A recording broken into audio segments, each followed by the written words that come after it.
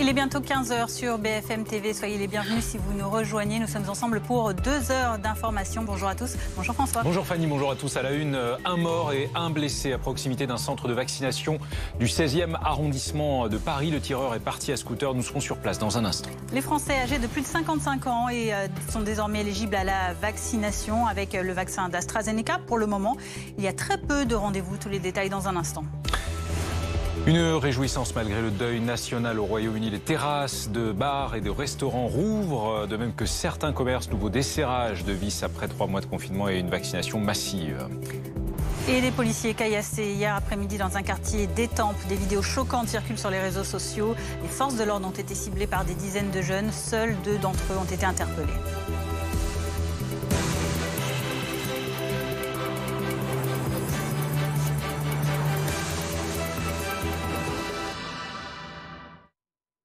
Aux alentours de 13h30 tout à l'heure, un homme a donc fait feu à proximité d'un centre de vaccination dans le 16e arrondissement de Paris. Igor Saïri, vous êtes sur place. Quel est le bilan d'abord ? Le bilan, écoutez, c'est qu'un homme est décédé de plusieurs balles dans la tête d'après nos informations. Une femme a également été blessée. Il s'agirait d'une agent de sécurité de l'établissement hospitalier devant lequel se sont passés les faits. Il s'agit du centre hospitalier Henri Dunant dans le 16e arrondissement de Paris, à 2 pas de la porte de Saint-Cloud. Il s'agit d'un hôpital qui a dans son jardin un centre de vaccination et devant lequel, à la mi-journée et en fin d'après-midi, il y a beaucoup de monde puisque des gens attendent de se faire vacciner avec des doses qui n'ont pas été utilisées. Il y aurait pu donc y avoir plusieurs morts d'après les témoins avec qui j'ai pu échanger, notamment le témoin du bar qui se trouve juste à côté et qui nous a raconté que la victime, l'homme décédé, buvait un café juste avant les faits et que l'homme, le tireur, a tiré froidement avant de rejoindre son scooter qui était à quelques centaines de mètres de lui. On sait que la police judiciaire a également été saisie dans cette affaire et vous l'imaginez, le quartier a été totalement bouclé. Nous sommes précisément là à quelques centaines de mètres de l'hôpital, de là où se sont déroulés les faits. Merci Igor Saïri avec David Kouloum sur place dans le 16e arrondissement de Paris. On continuera évidemment de suivre sur place la situation. Voici également ce que nous a dit un témoin interrogé par Mathias Tesson pour BFM TV. J'étais là, j'ai entendu une détonation, je me suis tourné, j'ai vu un mec encapuché en parka noir tirer une balle et j'ai vu un mec au sol et puis je l'ai vu se rapprocher et en mettre 2 pour le finir dans la tête, quoi. Il était quelle heure à peu près ? C'était il y a quoi, il y a 1 heure. C'était il y a 1 heure. Je peux pas vous dire. Ouais, il y a une petite heure, ouais. 13h30, un truc comme ça. Il y avait juste une autre personne qui était à l'entrée de l'hôpital, mais c'est l'entrée de véhicule en fait. Et il a tiré une balle par là et apparemment il y en a une qui s'est pris, mais ça j'ai pas vu. Ce que j'ai surtout vu, c'est le mec au sol se prendre 2 balles à bout portant dans la tête, quoi. La victime qui s'est fait assassiner, il a bu un café une demi-heure avant chez moi, ouais, emporté. Le mec qui a tiré, le tireur, il est reparti à pied avec vachement de sang-froid en fait, en marchant, comme si de rien n'était. Et 500 mètres plus loin, il y avait un scooter qui l'attendait. Ça fait penser à une arme de poing, mais un bon revolver quand même, quoi. Pas un pistolet pour les enfants. Hein. Il y a un centre de vaccination qui est à côté, il paraît ? Ah bah c'est là où ça se passait, c'est juste devant. Juste devant le centre de vaccination ? Ouais, c'est ça, devant l'hôpital en fait. Et il y avait des gens qui faisaient la queue ou... Non, il y avait personne. Okay. Non, il y a personne qui fait la queue, il y a le compte-gouttes les gens. Alors Cécile Olivier, on récapitule avec vous ce que l'on sait de cette histoire. Eh bien ça s'est passé donc à 13h30 devant un hôpital parisien, l'hôpital Henri Dunant dans le 16e arrondissement au niveau de la rue Michel-Ange. Des coups de feu ont été tirés, fusillade qui a fait 2 victimes qui ont été immédiatement prises en charge par l'hôpital. Il y a un mort, un homme qui n'est pas identifié à l'heure où l'on parle et un blessé qui est en fait une blessée, une femme qui est agent de sécurité à l'hôpital. Le tireur était a priori tout seul, d'après les témoignages recueillis sur place, et il a donc pris la fuite à scooter. Une enquête a été confiée au 1er district de police judiciaire. On ne sait pas à l'heure qu'il est s'il y a un lien avec cet hôpital, si ce n'est que ça s'est passé juste en face. Mais ce que l'on peut dire, c'est que le tireur a visé l'homme décédé avec beaucoup de détermination, sans hésiter, et qu'il l'a, d'après ce témoin qu'on vient d'entendre, achevé de plusieurs balles dans la tête alors qu'il était au sol.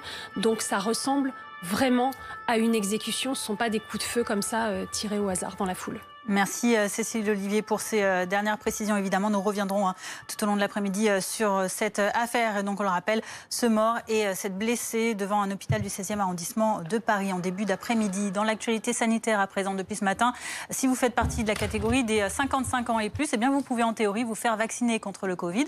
En théorie. Aurore Villemur, Alizé Boissin, François Luce avec Léna Marjac.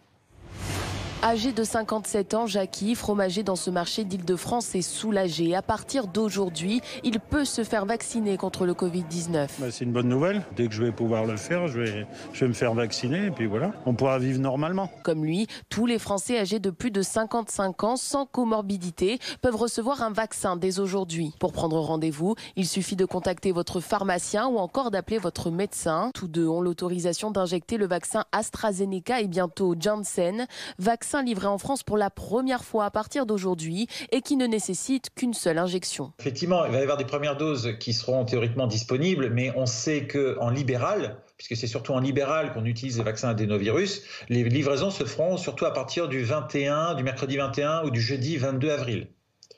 C'est pour ça que je vous disais, il y a encore une dizaine de jours pendant lesquels théoriquement le vaccin de Janssen est disponible, mais en pratique, je pense qu'il sera très peu distribué encore pendant quelques temps. Autre possibilité pour les plus de 55 ans, se rendre sur le site de Doctolib. Mais le PDG prévient, il y aura très peu de rendez-vous. Les disponibilités sur Doctolib, elles sont directement corrélées au nombre de doses. Dès qu'il y a des doses, il y a des disponibilités sur Doctolib. Quand il n'y a pas de doses, il n'y a pas de disponibilité. Les pharmaciens ont des listes d'attente, les médecins généralistes également ont des listes d'attente, donc il y aura très peu de disponibilité pour les plus de 55 ans. De son côté, le gouvernement a fixé son objectif, 20 millions de primo-vaccinés au 15 mai, 30 millions au 15 juin.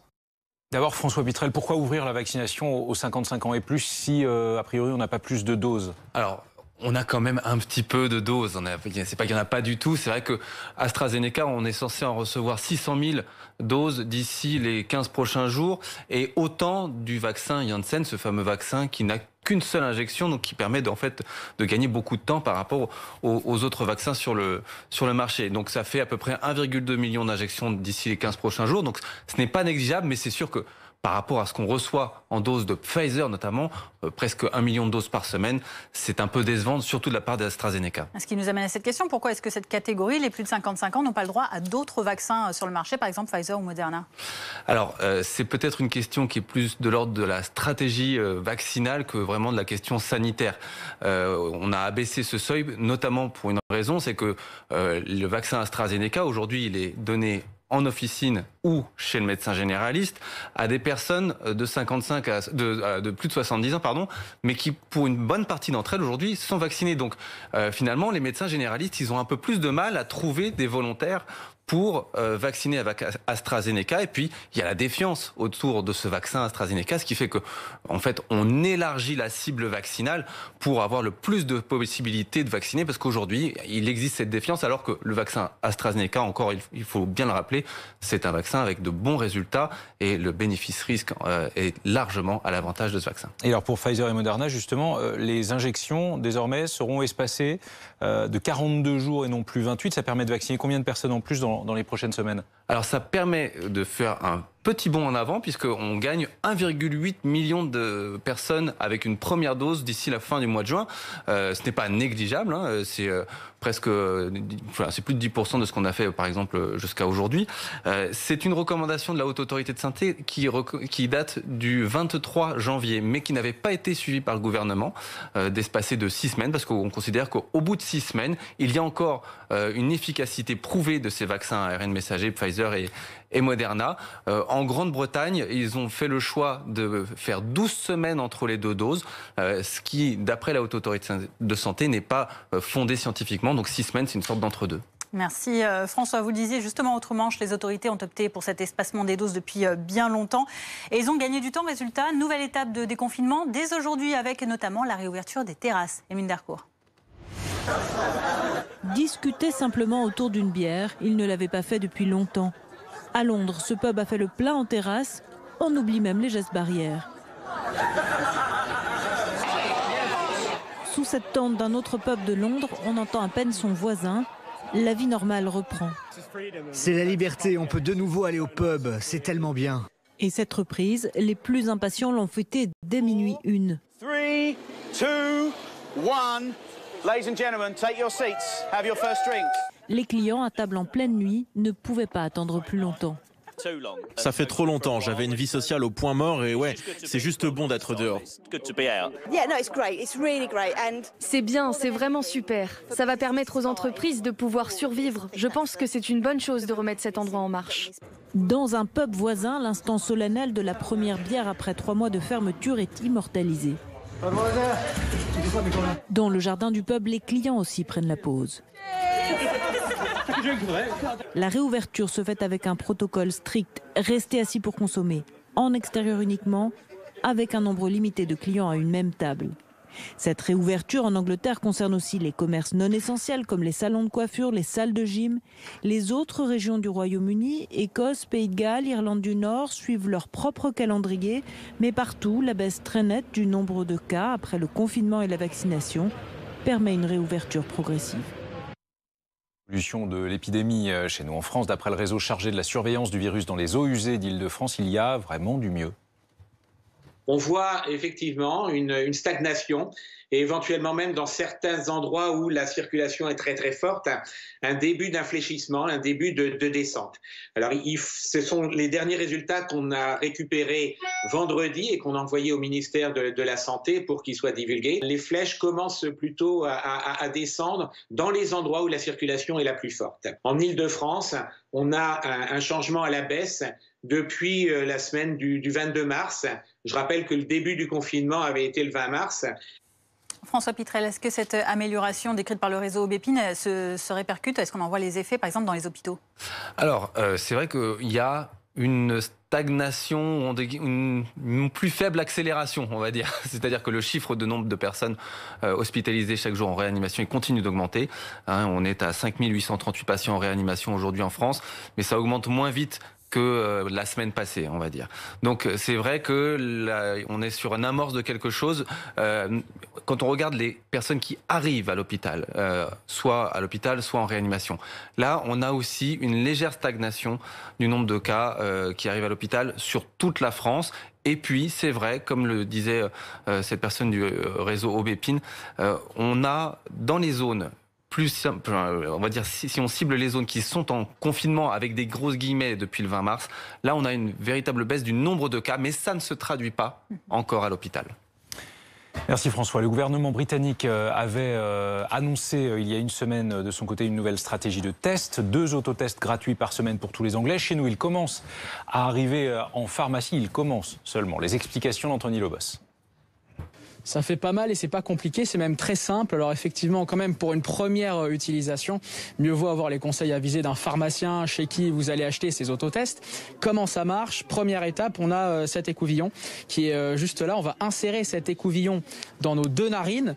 On va l'enfoncer de 2, 3, 4 cm, 3 à 4 cm dans ces 2 narines et on va tourner 5 fois cet écouvillon dans ces 2 narines. Ça, c'est la première étape. C'est moins invasif que les tests PCR qui nous font parfois, il faut le dire, couler quelques larmes.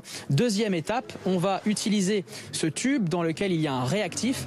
On va insérer cet écouvillon dans ce tube où il y a ce réactif. On va remuer 10 secondes. On referme ensuite ce tube. Troisième étape ensuite, on va utiliser ce capteur où on va verser en fait sur ce capteur 4 gouttes qui sont issues de ce réactif. Ensuite, après avoir versé ces 4 gouttes, on va attendre 15 minutes pour avoir le résultat. Un résultat qui là ici s'affiche négatif, je rassure mes parents. Pourquoi négatif? Parce qu'il n'y a qu'un seul trait. S'il y avait eu 2 traits, ça veut dire que ce test aurait été positif. Et quand ce autotest est positif, il faut faire un autre test PCR pour confirmer le diagnostic. Pourquoi un autre test PCR pour confirmer ce diagnostic? Pour chercher les variants et pour aussi faire le traçage des cas contacts. Dans l'actualité, cette nouvelle agression de policiers dans un quartier dit sensible à Étampes, dans l'Essonne. Ça s'est passé hier après-midi. Alexandra Gonzalez, les forces de l'ordre intervenaient pour une affaire de moto volée. Oui, en fait, en début d'après-midi, un homme originaire du Calvados s'était rendu à Étampes pour vendre sa moto. Il avait mis une annonce sur un site internet. Et donc, au moment où il arrive pour la transaction, eh bien, en réalité, il se fait agresser et voler sa moto. Et quelques temps après, les policiers repèrent cette moto volée. Et ce sont les images l'image que l'on voit là en ce moment, les policiers repèrent cette moto volée, ils tentent d'interpeller le conducteur de la moto volée, les policiers sont pris à partie, ils demandent immédiatement des renforts et donc très rapidement, de l'autre côté, des jeunes qui étaient sur un terrain de football non loin arrivent également en renfort et donc très vite les policiers se sont retrouvés avec face à eux une centaine de jeunes qui les insultaient. L'un des policiers a été touché d'une pierre au crâne, à l'arrière du crâne, il n'a pas été blessé sérieusement, mais néanmoins les faits auraient pu tourner de façon beaucoup plus grave. Les renforts qui sont arrivés sur place ont permis un retour au calme une demi-heure, 1 heure après le début des faits. Est-ce qu'il y a des suites alors ? Alors, une enquête a été ouverte. Sur le coup, ils ont pu interpeller 2 personnes. Un homme qui se trouvait être le conducteur de la moto volée et un autre homme qui est pour l'instant aussi en garde à vue, mais pour des faits de rébellion pour l'instant. L'enquête se poursuit pour tenter d'identifier d'autres jeunes qui se trouvaient là et qui ont pu prendre à partie les forces de l'ordre. Merci Alexandra Gonzalez. On reprend la direction du 16e arrondissement de Paris à présent après ces tirs en début d'après-midi près d'un hôpital, d'un centre de vaccination d'un hôpital avec un mort et un blessé. Raphaël Maillochon, vous êtes sur place du côté de la rue Michel-Ange où les faits se sont déroulés. Où en est l'enquête qui vient d'être ouverte ? Oui, une enquête d'ailleurs, Fanny, qui est confiée à la police judiciaire de Paris. Ce que l'on peut dire ici, c'est que les faits se sont déroulés aux alentours de 13h50, donc peu avant 14h. Il y a un homme qui s'est présenté ici à l'angle d'un café juste à côté du centre hospitalier Henri Dunant, dans le 16e arrondissement de la capitale, avant d'ouvrir le feu à une première reprise sur un homme qui va être blessé de plusieurs balles dans la tête. L'homme va donc s'écrouler. L'auteur présumé des faits va alors retirer une nouvelle salve de balles avant de s'enfuir à pied, de retirer une autre fois en direction cette fois-ci d'une femme avec ce bilan que l'on connaît maintenant. Un mort, donc l'homme qui a reçu plusieurs balles dans la tête, et une femme grièvement blessée, prise en charge par les secours et qui est actuellement prise en charge par les secours. Ce que l'on sait de ce quartier, c'est que le quartier est totalement bouclé et pour cause, le tireur présumé est activement recherché par les forces de l'ordre puisqu'après avoir ouvert le feu, il est parti d'abord à pied, en courant, poursuivi par plusieurs témoins avant de prendre la fuite, cette fois-ci avec un 2 roues. On ignore les motivations du tireur ici en plein cœur du 16e arrondissement. Depuis donc 14h, un peu plus d'1h15 ici que les faits se sont déroulés. Le quartier a été au fur et à mesure bouclé avec un périmètre de sécurité qui s'élargit de minute en minute avec d'abord les policiers du commissariat local du 16e arrondissement qui sont venus ici écarter les journalistes, les badauds et les différents témoins. Il faut montrer sa carte d'identité pour pouvoir prouver que l'on habite bien rue Michel-Ange si l'on veut rentrer à l'intérieur du dispositif de sécurité. Et puis nous avons vu également il y a environ 35-40 minutes des policiers de la police judiciaire, donc je le disais en préambule, un police judiciaire qui est saisi des investigations arriver ici avec des mallettes, des valises sûrement pour réaliser les premiers actes d'enquête et les premiers relevés, premières investigations ici, donc après ces coups de feu en plein cœur du 16e arrondissement. Merci Raphaël. Il y avait des témoins au moment des faits, notamment cet homme qu'a joint Mathias Tesson pour BFM TV. J'étais là, j'ai entendu une détonation, je me suis tourné, j'ai vu un mec encapuché en parka noir tirer une balle et j'ai vu un mec au sol et puis je l'ai vu se rapprocher et en mettre 2 pour le finir dans la tête. Il y avait juste une autre personne qui était à l'entrée de l'hôpital, mais c'est l'entrée de véhicule en fait. Et il a tiré une balle par là et apparemment il y en a une qui se l'est pris, mais ça j'ai pas vu. Ce que j'ai surtout vu, c'est le mec au sol se prendre 2 balles à bout portant dans la tête. La victime qui s'est fait assassiner, il a bu un café une demi-heure avant chez moi. Emporté. Le mec qui a tiré, le tireur, il est reparti à pied avec vachement de sang-froid en fait, en marchant, comme si de rien n'était. Et 500 mètres plus loin, il y avait un scooter qui l'attendait. Ça fait penser à une arme de poing, mais un bon revolver quand même, quoi. Pas un pistolet pour les enfants. Il y a un centre de vaccination qui est à côté, il paraît ? Ah bah c'est là où ça se passait, c'est juste devant. Juste devant le centre de vaccination ? Ouais, c'est ça, devant l'hôpital en fait. Et il y avait des gens qui faisaient la queue ou... Non, il n'y avait personne. Okay. Non, il n'y a personne qui fait la queue, ils viennent au compte-gouttes les gens. En direct avec nous par téléphone, Noura Beramouni. Bonjour, vous êtes déléguée DSPAP Alliance Paris. Merci d'être en direct avec nous sur BFM TV. Quels sont les éléments complémentaires dont vous disposez à l'heure actuelle ? Pour le moment, nous savons qu'il s'agit d'un homme encagoulé qui a tiré plusieurs coups de feu sur un individu, que cet individu est décédé, que nous avons une autre personne blessée, que cette personne a pris la fuite. Bon, d'autres éléments sont en cours, la police judiciaire est dessus, donc on laisse l'enquête se faire. Manifestement, tout est allé extrêmement vite, comme si les victimes étaient délibérément visées par le tireur qui ensuite a pris la fuite. Oui, exactement. Ça laisse penser à un règlement de compte. Je pense que ça a été tellement vite qu'on suppose un règlement de compte. Alors, il y avait évidemment du monde, beaucoup de témoins ont apporté leur témoignage et il y avait également des gens qui étaient dans ce centre de vaccination de cet hôpital du 16e arrondissement de Paris. Est-ce que les gens qui étaient sur place sont choqués? Comment sont-ils pris en charge? Alors la rue Michel-Ange, comme vous le savez, on a assez de monde déjà en journée sur cette rue. Là, le fait qu'il y ait un centre de vaccination, forcément, ça impacte psychologiquement les personnes qui ont pu voir ou pu entendre. Et une prise en charge est en train de se faire là pour le moment au niveau du centre de vaccination et des témoins qui se trouvaient sur la voie publique. Ce qui vous fait dire que c'est probablement un règlement de compte, j'imagine que c'est d'abord la méthode, la froideur, mais aussi le fait que si le tireur avait voulu s'en prendre à d'autres personnes, compte tenu de la présence dans la rue à cette heure-là, il aurait pu faire plus de victimes. Mais il s'en est allé après avoir tiré sur 2 personnes, dont une qui est morte, visée de plusieurs balles dans la tête. Exactement, c'est ce qui nous laisse supposer un règlement de compte. Sinon, nous pensons qu'il y aurait eu plus de victimes. Alors, l'une des victimes, la personne qui a été blessée, est agent de sécurité dans cet hôpital, c'est bien cela. Pourquoi est-ce que... Donc cette personne a été visiblement visée avec la personne qui est décédée. Que vous a-t-elle déclaré, cette autre victime, si elle a déjà parlé ? Alors pour le moment, elle est blessée, cette personne, donc c'est pas les premières questions que nous lui posons. On attend qu'elle soit bien prise en charge médicalement afin de déterminer ce qu'elle a à nous dire par la suite. Merci d'avoir été en direct avec nous cet après-midi sur BFM TV. On remonte le fil des événements avec vous, Cécile Olivier du service police-justice. Tout commence vers 13h30, c'est ça? Oui, un petit peu avant 14h, donc des coups de feu qui sont tirés devant cet hôpital parisien, l'hôpital Henri Dunant, qui est dans le 16e arrondissement, un quartier vraiment calme et cossu.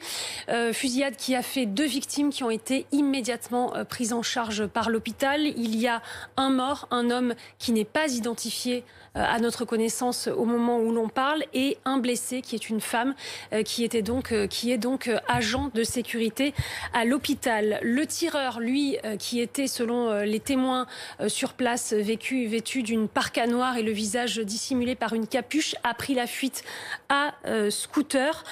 Et c'est la police judiciaire, le premier district de police judiciaire, qui est saisi des investigations et qui est en train de faire les premières constatations.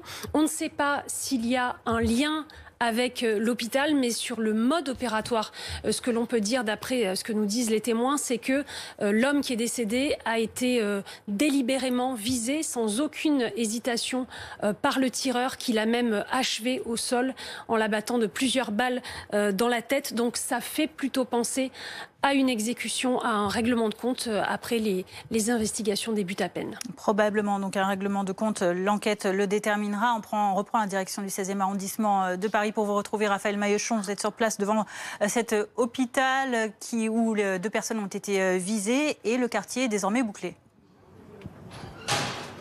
Oui, bouclé au fur et à mesure, d'abord dans un premier temps par les policiers du commissariat local ici du 16e arrondissement, donc des effectifs de police secours qui sont arrivés pour installer les rubalises et repousser les badauds, témoins et journalistes. Mais en tout cas, la rue Michel-Ange ici et les rues aux alentours sont totalement bouclées. On est là juste à côté du périphérique parisien, dans le sud-ouest de la capitale, à côté de la porte de Saint-Cloud et du Parc des Princes. Voilà pour vous planter le décor. Et toutes ces rues ici assez calmes, puisque c'est un quartier résidentiel, sont dorénavant depuis 14h environ, donc quasiment 1h30, totalement bouclé. Et puis au fur et à mesure, il y a d'autres policiers qui sont arrivés ici, notamment Cécile Olivier en parlait, ceux qui sont policiers chargés des investigations, la police judiciaire parisienne. Et nous avons vu également des policiers arriver ici assez lourdement armés. On sait que le tireur est toujours en fuite. Des policiers de la COTEP, c'est la compagnie de transfert d'escorte et de protection, armés avec des fusils mitrailleurs, qui sont venus ici pour encore une fois repousser au fur et à mesure les rubalises avant de repartir. Mais en tout cas ici au niveau de la rue Michel-Ange, c'est tout un quartier qui est bouclé à l'arrêt. Il faut montrer sa carte d'identité pour pouvoir passer si on est résident de ce quartier et de ces rues adjacentes. Si Raphaël, on pouvait voir le maire du 16e arrondissement sur les images il y a quelques instants. Nous retournons sur place, rue Michel-Ange, dans le 16e arrondissement de Paris, où un homme a tiré sur 2 personnes et en a tué une des 2 peu après 13h30 à proximité d'un centre de vaccination. À tout de suite.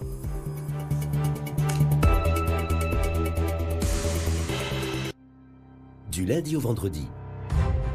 Retrouvez tous les matchs, tous les sports, toutes les images, tous les résultats. L'Actu Sport, du lundi au vendredi sur BFM TV. Retrouvez votre programme avec Sebel. Sebel, fabricant français de portails, stores et pergolas sur mesure.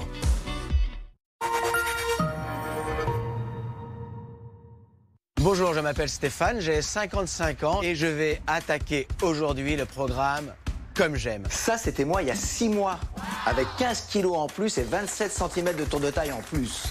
Alors, il n'y a pas photo? Je le vois bien dans la vie de tous les jours, ça a changé. Physiquement, ça a changé. Alors vous aussi, faites comme Stéphane. Rendez-vous tout de suite sur commej'aime.fr pour savoir si vous êtes en situation de surpoids ou d'obésité. Ou appelez le 0800 534 534. commej'aime.fr. Pour oublier les souvenirs de sa finale perdue, le PSG doit rêver plus grand et affronter son destin. Quart de finale retour de l'UEFA Champions League. Paris Saint-Germain, Bayern Munich, demain à 21h, en direct et en exclusivité sur RMC Sport 1. Abonnez-vous sur rmcsport.tv. Vendezvotrevoiture.fr. Combien vaut votre voiture? Entrez simplement les informations de votre voiture sur vendezvotrevoiture.fr et recevez le prix de vente en ligne. Vraiment facile, rapide et sûr, je recommande sans hésiter. Pour la reprise, prenez un rendez-vous sûr et sans contact. Allez maintenant sur www.vendezvotrevoiture.fr. Et les frais d'agence sont seulement de 20 000 €. Coupé! Coupé, Teddy mon chou, qu'est-ce que tu me fais là? Tu t'es encore trompé, c'est 2 000 €. Oh. 2 000 €, c'est pas possible. Oui, bah écoute, c'est comme ça. Hein, on a fait valider, c'est confirmé, c'est 2 000 €. Donc tu dis ton texte parce que je peux te dire que les deux là-bas, ils attendent que ça. Mais c'est qui ces gars-là? 2 000 € de frais d'agence, c'est pas possible. 2 000 €. Ils vont dans le mur. Ils vont dans le mur. On a bien fait de prendre Teddy. Ah ouais, il a tout de suite piché le truc. Les agences de papa révolutionnent l'immobilier. La concurrence est devant nous, encore. Mais comment?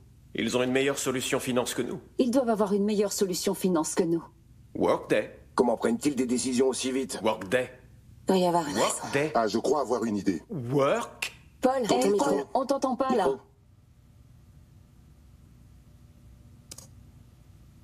Salut. Hey, salut.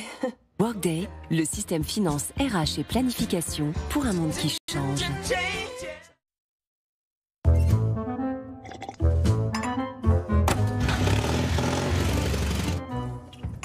Depuis 100 ans et en toutes circonstances, les utilitaires Citroën accompagnent les pros au quotidien.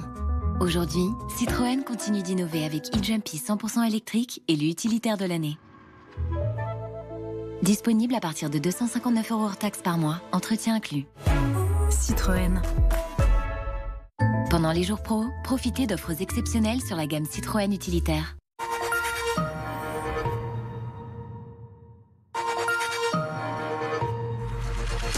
Sur le replay BFM TV, retrouvez nos grandes enquêtes exclusives. Il y a chez cet homme un fantasme de toute puissance. Comme disait Lacan, il n'y a rien de pire que le roi qui se prend pour le roi. Pour aller plus loin dans l'analyse de notre époque. À peine les forces de l'ordre arrivent-elles sur zone que Frédéric Limolle ouvre le feu. On a quelqu'un de déterminé, d'armé et qui n'a plus rien à perdre. Retrouvez le replay BFM TV sur tous vos écrans.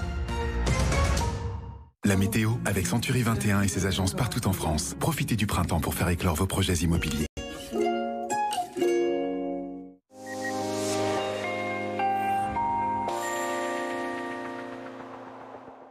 Bonjour à tous, des conditions météo plutôt ensoleillées pour cet après-midi. C'est le cas en tout cas ici à La Baule, dans le département de la Loire-Atlantique, de belles éclaircies également pour le département de la Drôme à Valence. Une nouvelle perturbation est toutefois attendue pour demain matin.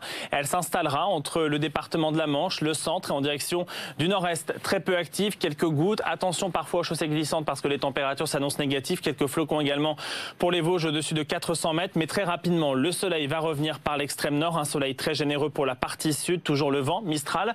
Les rafales à 80 km par heure. Dans l'après-midi, la perturbation, on n'en parlera plus. Un ciel partagé entre nuages et éclaircies sur le nord-est. Une petite ondée pour le Mercantour. Pour la partie est de la Corse, un ciel légèrement voilé dans le sud-ouest. Mais sinon, partout ailleurs, du soleil. Les températures dégelées, encore quasi généralisées pour demain matin. -3 pour Aurillac, -1 à Clermont-Ferrand, à Lille, à Rouen, 2 pour Paris, 2 également à Bordeaux, 7 à Perpignan et 10 pour Bastia. Dans l'après-midi, petite remontée très légère, la remontée avec des valeurs comprises entre 9 degrés à Nancy, 12 à Paris, 15 à La Rochelle et jusqu'à 20 degrés à Perpignan. Belle fin de journée.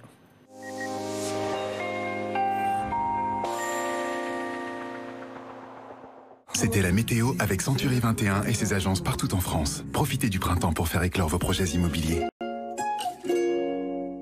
Bientôt 15h30 sur BFM TV. Bienvenue si vous nous rejoignez. À la une, un mort et un blessé et un suspect en fuite après une fusillade à Paris. Nous serons dans le 16e arrondissement de Paris avec ces coups de feu tirés devant le centre de vaccination d'un hôpital. La police judiciaire est saisie de l'enquête. Nous serons également avec nos spécialistes en plateau. Les Français âgés de 55 ans et plus désormais éligibles à la vaccination avec le vaccin d'AstraZeneca et bientôt également le Janssen. Mais pour l'instant, il y a très peu de rendez-vous. Et puis le début d'un retour à la vie normale au Royaume-Uni. Pubs, terrasses de restaurants ou encore coiffeurs ouvrent aujourd'hui à la faveur d'un nouvel allègement du confinement en place depuis 3 mois après une vaste campagne de vaccination.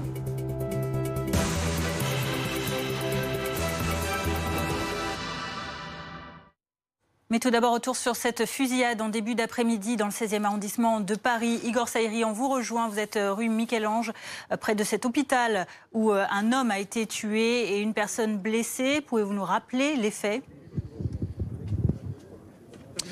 Oui, alors d'après nos informations et les témoignages que nous avons pu récolter, tout converge vers une exécution puisque un homme est décédé de plusieurs balles dans la tête, d'après nos informations, par un homme qui était à scooter. Les témoins que nous avons pu voir et qui ont pu entendre ce qu'il s'est passé ont entendu plusieurs détonations. On parle de 6 à 7 détonations. L'homme a tiré une première fois sur la victime et puis l'a abattu à bout portant une seconde fois avant de partir en courant rejoindre son véhicule 2 roues. Il a tiré à ce moment-là une nouvelle fois pour blesser une femme qui est dans un état très grave, qui a été hospitalisée à cet hôpital Henri Dunant. Évidemment, le quartier est bouclé. La police judiciaire s'est emparée du dossier. L'homme en scooter qui est parti, qui a pris la fuite, est activement recherché sur toutes les ondes de police de la préfecture de police de Paris. Beaucoup de mouvements ici. Il y a 25 pompiers également de Paris. Il y a le maire Francis Spinzer qui est sur place, sur les lieux. Tout est bouclé et beaucoup de badauds évidemment autour pour tenter de comprendre ce qu'il s'est passé ici. Il y a un hôpital à proximité du lieu où se sont produits les faits. Il y a aussi un centre de vaccination. Oui, à l'intérieur, dans les jardins de cet hôpital Henri Dunant, il s'agit effectivement d'un hôpital, en tout cas d'un centre de vaccination qui est géré par la Croix-Rouge. Il y a plusieurs tentes et à la mi-journée ainsi qu'en fin d'après-midi, il y a beaucoup de monde autour de ce centre de vaccination. Il s'agit de gens qui veulent se faire vacciner avec des doses qui n'ont pas encore été utilisées. Potentiellement donc, il y aurait pu y avoir d'autres victimes puisqu'au moment où les faits se sont déroulés, beaucoup de gens sont partis en courant autour des lieux où se sont déroulés les faits. Merci Igor Saïri avec David Couloum sur place, donc dans le 16e arrondissement de Paris. Voici également ce que déclare l'un des témoins de la scène, interrogé par Mathias Tesson pour BFM TV. J'étais là, j'ai entendu une détonation, je me suis tourné, j'ai vu un mec encapuché en parka noir tirer une balle et j'ai vu un mec au sol et puis je l'ai vu se rapprocher et en mettre 2 pour le finir dans la tête. Il y avait juste une autre personne qui était à l'entrée de l'hôpital, mais c'est l'entrée de véhicule en fait. Et il a tiré une balle par là et apparemment il y en a une qui s'est pris, mais ça j'ai pas vu. Ce que j'ai surtout vu, c'est le mec au sol se prendre 2 balles à bout portant dans la tête. La victime qui s'est fait assassiner, il a bu un café une demi-heure avant chez moi. Emporté. Le mec qui a tiré, le tireur, il est reparti à pied avec vachement de sang-froid en fait, en marchant, comme si de rien n'était. Et 500 mètres plus loin, il y avait un scooter qui l'attendait. Ça fait penser à une arme de poing, mais un bon revolver quand même, quoi. Pas un pistolet pour les enfants. Hein. Il y a un centre de vaccination qui est à côté, il paraît ? Ah bah c'est là où ça se passait, c'est juste devant. Juste devant le centre de vaccination ? Ouais, c'est ça, devant l'hôpital en fait. Et il y avait des gens qui faisaient la queue ou... Non, il y avait personne. Okay. Non, il y a personne qui fait la queue, ils viennent au compte-gouttes les gens. Nous sommes en direct avec Rocco Contanto. Bonjour, vous êtes secrétaire départemental SGP Police FO de Paris. D'abord, on va évacuer en quelque sorte une question, parce qu'évidemment, quand surviennent de tels faits, on pense immédiatement à un potentiel acte terroriste. L'enquête ne fait que débuter, mais a priori, ça ressemble plutôt à un règlement de compte, ce qui s'est passé à 13h30 dans le 16e arrondissement. On est d'accord ? Oui, tout à fait. On se dirige vers cette piste-là. C'est un homme qui est arrivé donc à pied, qui a pris la fuite par contre en scooter, qui a eu une altercation avec une femme qui a été vigile à l'hôpital Henri Dunant. Et malheureusement, enfin pour lui, un homme s'est interposé et il a été sommairement exécuté. Vous parlez, pardonnez-moi, mais d'altercation qui aurait précédé le passage à l'acte et sur l'homme et sur la femme qui travaillait pour l'hôpital en tant qu'agent de sécurité. Elle est dans un état grave, elle est hospitalisée actuellement. Altercation avec cette femme, pas avec cet homme. Et cet homme-là s'est ensuite interposé et ensuite il a été exécuté et ensuite il a tiré sur cette femme-là qui est en état d'urgence absolue et l'homme est décédé. Il a pris la fuite ensuite à scooter. C'est la première DPJ qui a saisi de l'affaire, mais en fait, il y avait des saisies au profit de la brigade criminelle. Voilà ce que, très factuellement, je peux vous dire sur cette affaire. Donc l'enquête est en cours maintenant auprès du parquet de Paris. Que dire également des nombreux témoins qui étaient sur place, puisqu'on sait qu'il y a un centre de vaccination dans cet hôpital très fréquenté et déjà une rue Michel-Ange très fréquentée habituellement à cette heure-ci de la journée. Les personnes qui étaient sur place, on l'imagine, sont très choquées aussi. Mais j'imagine, bien sûr, effectivement, c'est extrêmement rare de voir ce genre de choses, surtout une exécution sommaire, puisque cet homme qui s'est interposé a pris 2 balles et ensuite, lorsqu'il était à terre, a été complètement achevé par cet individu, qui est toujours recherché à cette minute. Le 16e arrondissement, théâtre de règlement de compte, si c'est bel et bien l'issue de l'enquête, ça n'arrive jamais, c'est rarissime ou pas? C'est pas rarissime, ça peut arriver n'importe où, que ce soit un arrondissement bourgeois ou non, peu importe. Là, c'est pas l'arrondissement qui compte, c'est surtout les personnes qui s'y trouvaient. Merci beaucoup, Rocco Contanto, d'avoir répondu à nos questions. Merci. Secrétaire départemental SGP Police FO de Paris. Cécile Olivier, on va faire un petit récapitulatif des faits, de ce qui s'est passé depuis peu avant 14h aujourd'hui devant cet hôpital du 16e arrondissement. Voilà, peu avant 14h, donc une fusillade qui éclate devant l'hôpital Henri Dunant, donc dans le trait assez calme et bourgeois 16e arrondissement. Fusillade qui a fait 2 victimes qui ont été immédiatement prises en charge par l'hôpital. Une victime n'a pas survécu à ses blessures. Il s'agit d'un homme qui n'est pas identifié à l'heure où l'on parle. Et une femme a également été blessée, une femme qui était en fait vigile pour l'hôpital. Le tireur, selon les témoins, était vêtu d'une parka noire. Il était capuché et visage dissimulé. Il a pris la fuite en scooter. A priori, il était tout seul. Le parquet de Paris a ouvert une enquête pour assassinat et tentative d'assassinat.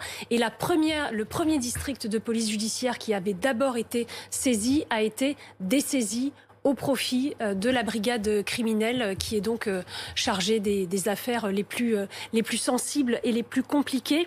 On ne sait pas, à l'heure où l'on parle, s'il y avait un lien avec cet hôpital, mais ce que l'on peut dire, c'est que d'après nos infos, d'après les témoignages recueillis sur place, l'homme qui est décédé a été visé sans hésitation et a même été achevé au sol de plusieurs balles dans la tête. Donc le mode opératoire fait vraiment penser plutôt à une exécution, à un règlement de compte. Après, l'enquête débute à peine.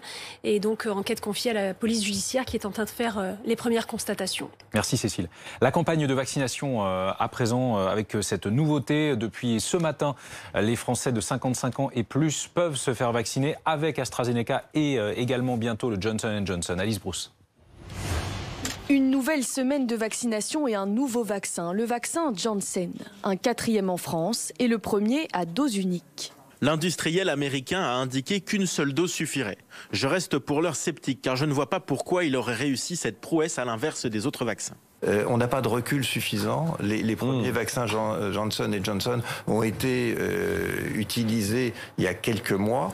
Je pense que l'expérience nous montrera s'il faut revacciner ou pas. Une première livraison arrive aujourd'hui en France. 200 000 nouvelles doses d'un vaccin à vecteur viral de la même famille que l'AstraZeneca. Ces 2 vaccins sont désormais ouverts à une nouvelle tranche d'âge, les 55-69 ans sans comorbidité. C'est donc 12 millions de personnes en plus qui sont concernées. Mais pour prendre rendez-vous en ligne, il faudra encore attendre un peu. La majorité des rendez-vous cette semaine, ils sont déjà pris. La majorité des pharmaciens et des médecins généralistes, ils ont déjà des listes d'attente. Et donc, il y aura quelques centaines de milliers de rendez-vous dans les 2-3 semaines à venir. C'est pour ça que la priorité, c'est les plus de 70 ans dans les 1700 centres de vaccination. Et bien évidemment, les plus de 60 ans à partir de mercredi. Pour accélérer encore la vaccination, le délai entre les 2 doses de Pfizer et Moderna est passé hier de 4 à 6 semaines, excepté pour les personnes de plus de 75 ans ou immunodéprimées. Le gouvernement vise 20 millions de personnes vaccinées d'ici mi-mai et 30 millions au 15 juin. Outre-Manche, 3 mois de confinement et une vaccination massive. Résultat, les terrasses de cafés, de bars, de restaurants rouvrent aujourd'hui, même les salles de sport ou encore les coiffeurs au Royaume-Uni. C'est la grande réouverture aujourd'hui. Évidemment, on va y faire un tour. Laura Calmus, on vous retrouve. Vous êtes notre correspondante à Londres. Après 3 mois de confinement, Boris Johnson a donc parlé ce week-end d'une étape irréversible. C'est le 3e confinement. Il est donc fermé définitivement pour le Premier ministre et il appelle tout de même les Britanniques à la prudence. Oui, absolument, avec des clients que vous voyez sûrement derrière moi qui vont devoir rester dehors, assis à table avec un maximum de 6 personnes par table. Et dès son arrivée, il faut s'enregistrer sur l'application Test and Trace du gouvernement. C'est l'équivalent de l'application anti-Covid en France. Et la plupart des bars et des restaurants ont mis en place un système de commande en ligne pour éviter tout contact avec le personnel. Alors de nombreux pubs et de nombreux gérants de pubs et de restaurants ont investi dans des terrasses chauffantes pour se couvrir de la pluie. Mais qu'importe la météo, le 12 avril, c'est la date que les Britanniques avaient mis dans leur agenda. C'est la date pour eux de la route vers la liberté, comme dit le Premier ministre Boris Johnson. Et sans surprise, les réservations en terrasse ont été prises d'assaut. Il y a la queue devant les magasins de prêt-à-porter et difficile, voire impossible de prendre rendez-vous chez le coiffeur. Alors Boris Johnson avait promis d'aller au pub pour boire une bière, mais avec la mort du prince... On écoute le maire du 16e arrondissement à propos de ce qui s'est passé aux alentours de 13h30 devant un centre de vaccination. De 2 personnes en scooter. La personne qui a été visée à de nombreuses reprises.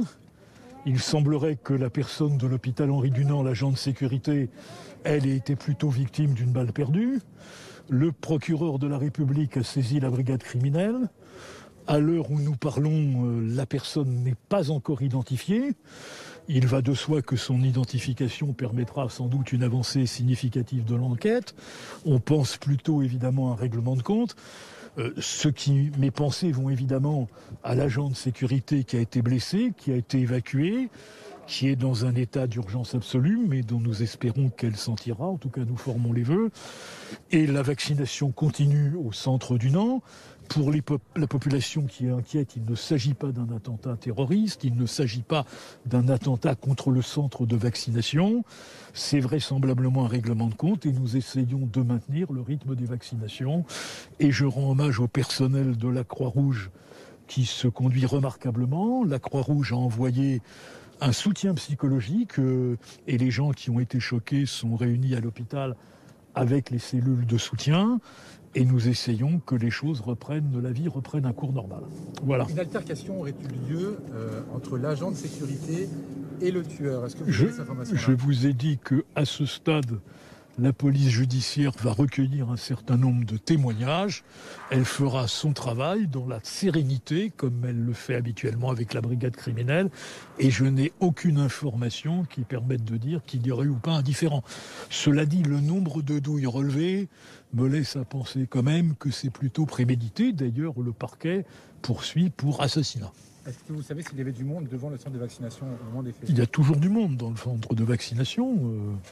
L'hôpital du Nant est un centre important. C'est là que j'avais tenu à installer le centre de vaccination, le premier centre de vaccination de l'arrondissement, parce que on y vaccinait des personnes âgées, qu'il y a un centre de gériatrie, donc ça assurait aux gens, en cas de choc post-piqûre, une sécurité. C'est un personnel remarquable et dévoué. Et donc, il travaille et donc il y a forcément du monde. Donc pour le moment, le bilan est toujours d'une personne blessée et une personne décédée. Voilà, je vous remercie beaucoup. Au revoir. Retour en plateau avec Cécile Olivier du service police-justice. On va revenir sur ce qu'il s'est passé donc, peu avant 14h devant ce centre de vaccination près de la rue Michel-Ange dans le 16e arrondissement de Paris. Voilà, une fusillade qui éclate un petit peu avant 14h devant cet hôpital donc Henri Dunant dans le 16e arrondissement. Fusillade qui a fait 2 victimes qui ont été immédiatement prises en charge par l'hôpital, mais l'une d'elles n'a pas survécu à ses blessures. Il s'agit d'un homme dont on ignore l'identité à l'heure où l'on parle parce qu'il n'avait pas de papier d'identité sur lui, et une femme est également blessée par balle, blessée gravement a priori. Cette femme qui travaillait pour la sécurité de l'hôpital, elle était vigile au sein de l'établissement. Le tireur, d'après les témoignages recueillis sur place, était vêtu d'une parka noire, le visage dissimulé par une capuche, et il est donc parti après d'abord à pied, tranquillement, calmement, a récupéré son scooter et est à présent en fuite et donc activement recherché. Le parquet de Paris a ouvert une enquête pour assassinat et tentative d'assassinat, et c'est la brigade criminelle qui a récupéré l'enquête qui avait d'abord été confiée au 1er district de police judiciaire, tout simplement, nous dit-on, parce que l'identité de la victime est ignorée. Donc ce sont des investigations qui risquent d'être longues et complexes, et c'est donc la crime qui récupère ce type d'enquête. Pour le reste, on ne sait pas encore s'il y a un quelconque lien avec cet hôpital qui fait également centre de vaccination. On avait fait un reportage dans cet hôpital il y a environ 7 ou 10 jours. Mais ce que l'on peut dire sur le mode opératoire, c'est que d'après les témoins sur place, la victime décédée, cet homme, a été visé vraiment délibérément, sans hésitation, par le tireur qui l'a même achevé au sol de plusieurs balles dans la tête. Donc ça fait à première vue penser plutôt à un règlement de compte. Merci Cécile. Il y avait des témoins au moment des faits, notamment cet homme qui a pu joindre Mathias Tesson pour BFM TV. J'étais là, j'ai entendu une détonation, je me suis tourné, j'ai vu un mec encapuché en parka noir tirer une balle, et j'ai vu un mec au sol, et puis je l'ai vu se rapprocher et en mettre 2 pour le finir dans la tête, quoi. Il y avait juste une autre personne qui était à l'entrée de l'hôpital, mais c'est l'entrée de véhicule en fait. Et il a tiré une balle par là, et apparemment il y en a une qui se l'est pris, mais ça j'ai pas vu. Ce que j'ai surtout vu, c'est le mec au sol se prendre 2 balles à bout portant dans la tête, quoi. La victime qui s'est fait assassiner, il a bu un café une demi-heure avant chez moi, ouais, emporté. Le mec qui a tiré, le tireur, il est reparti à pied avec vachement de sang-froid en fait, en marchant, comme si de rien n'était. Et 500 mètres plus loin, il y avait un scooter qui l'attendait. Ça fait penser à une arme de poing, mais un bon revolver quand même, quoi. Pas un pistolet pour les enfants. Hein. Il y a un centre de vaccination qui est à côté, il paraît. Ah bah c'est là où ça se passait, c'est juste devant. Juste devant le centre de vaccination. Ouais, c'est ça, devant l'hôpital en fait. Et il y avait des gens qui faisaient la queue ou... Non, il y avait personne. Okay. Non, il y a personne qui fait la queue, ils viennent au compte-gouttes les gens. Voilà pour ce témoignage, et on reprend la direction des lieux de ce drame dans le 16e arrondissement de Paris. Raphaël Maillochon, vous êtes devant l'hôpital Dunant. On rappelle, il y a un centre de vaccination, il y avait beaucoup de monde et désormais c'est tout un périmètre qui est bouclé.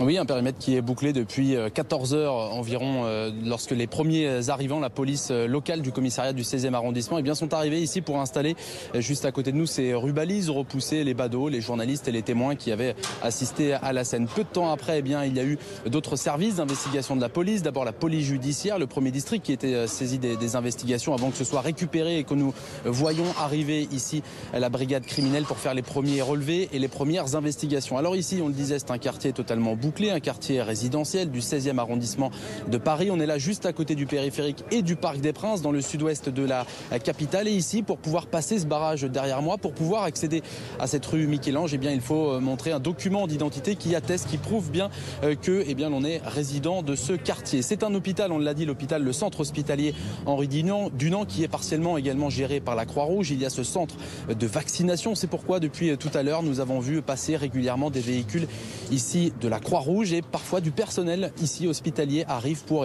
récupérer les personnes qui avaient un rendez-vous pour pouvoir se faire vacciner. Donc la vaccination ici continue, mais il est totalement impossible de s'approcher au plus près. Les policiers sont toujours en train de travailler, et ce dispositif de sécurité ici, ce quartier résidentiel qui est bloqué, a provoqué quelques bouchons, puisque les rues ici sont toujours bloquées, les rues adjacentes également, et donc il faut faire un large détour pour pouvoir accéder aux différentes rues du 16e arrondissement de Paris. Raphaël, est-ce que vous avez pu vous entretenir avec des personnes qui ont assisté à la scène ? Eh bien, j'ai pu avoir au téléphone, puisqu'il est impossible de s'approcher, un restaurateur qui est situé rue Michel-Ange. Le restaurateur d'ailleurs que nous avons pu entendre sur notre antenne, qui a été joint également par Mathias Tesson. Et au téléphone, eh bien, ce restaurateur me confiait avoir entendu plusieurs détonations. On le sait, le mode opératoire fait penser à la piste du règlement de compte. Un homme qui arrive, qui tire délibérément d'abord une balle sur une personne en pleine tête. L'homme va tomber, il va recevoir de nouvelles balles. Et ce restaurateur me disait eh bien, que cette personne, la victime, avait commandé un café à emporter, puisqu'il sert toujours à emporter dans son restaurant, dans son établissement en tout cas. Et ce restaurateur eh bien, me confiait être maintenant cloîtré à l'intérieur de son établissement, puisqu'il ne peut plus sortir, il a encore des clients. Les policiers notamment lui demandent de rester à l'intérieur, et c'est un petit peu le même sentiment avec les riverains ici avec qui j'ai pu discuter. Ils me disent être un petit peu terrorisés par cette atmosphère qui touche leur quartier très résidentiel, je le rappelle, du 16e arrondissement de Paris. Merci Raphaël Maillochon avec David Coulomb dans le 16e arrondissement de Paris. On va écouter le maire de cet arrondissement, Francis Spinner, qui a pris la parole il y a un instant pour revenir sur les faits et sur l'état de santé notamment de la victime. La personne qui a été visée à de nombreuses reprises. Il semblerait que la personne de l'hôpital Henri Dunant, l'agent de sécurité, elle ait été plutôt victime d'une balle perdue. Mes pensées vont évidemment à l'agent de sécurité qui a été blessé, qui a été évacué, qui est dans un état d'urgence absolue, mais dont nous espérons qu'elle s'en tirera. En tout cas, nous formons les vœux. Voilà, et on y reviendra dès le début du journal de 16h sur ce fait divers, probablement un règlement de compte devant un centre de vaccination du 16e arrondissement de Paris. Un mort, un blessé et au moins un suspect en fuite. La campagne de vaccination contre le Covid avec les plus de 55 ans désormais qui peuvent se faire vacciner seulement avec l'AstraZeneca, et il n'y a pas beaucoup de rendez-vous. Et pour ce qui est du dépistage, un nouvel outil, les autotests, mais certains médecins émettent des réserves. Anne-Sophie Vermont, Loïc Gazard, Aurore Villemur. Vous avez 5 tests dans la boîte. 5 tests ? Oui. Ok. Ces tout premiers autotests, Ivo les récupère avec un certain enthousiasme. Je croyais qu'il n'y aurait pas d'autotests, et il y a des autotests. Oh bah là c'est le bonheur, on va sabler le champagne là, ça va être fantastique là. Cette pharmacie parisienne a été approvisionnée ce matin et déjà les demandes vont bon train. On a déjà beaucoup de demandes, donc les gens sont très interrogeants et les achètent rapidement. Des tests ouverts aux personnes asymptomatiques de plus de 15 ans à faire chez soi et au mode de prélèvement moins désagréable que les tests PCR par prélèvement nasopharyngé. Donc rien ne sert de l'enfoncer au maximum. Vous mettez comme ça, vous levez et vous mettez juste dans votre narine à ce niveau-là et vous tournez. Une fois que c'est fait, vous mettez ça dans le goupillon et vous tournez, vous attendez quelques secondes. Vous bouchonnez le flacon et vous mettez quelques gouttes sur la plaquette. Les résultats sont connus en 15 à 20 minutes environ, mais ce médecin le rappelle. Ce n'est pas pour les patients symptomatiques et ce n'est pas pour les cas contacts. Absolument. Donc on n'est pas dans du diagnostic, mais on est dans du dépistage de masse.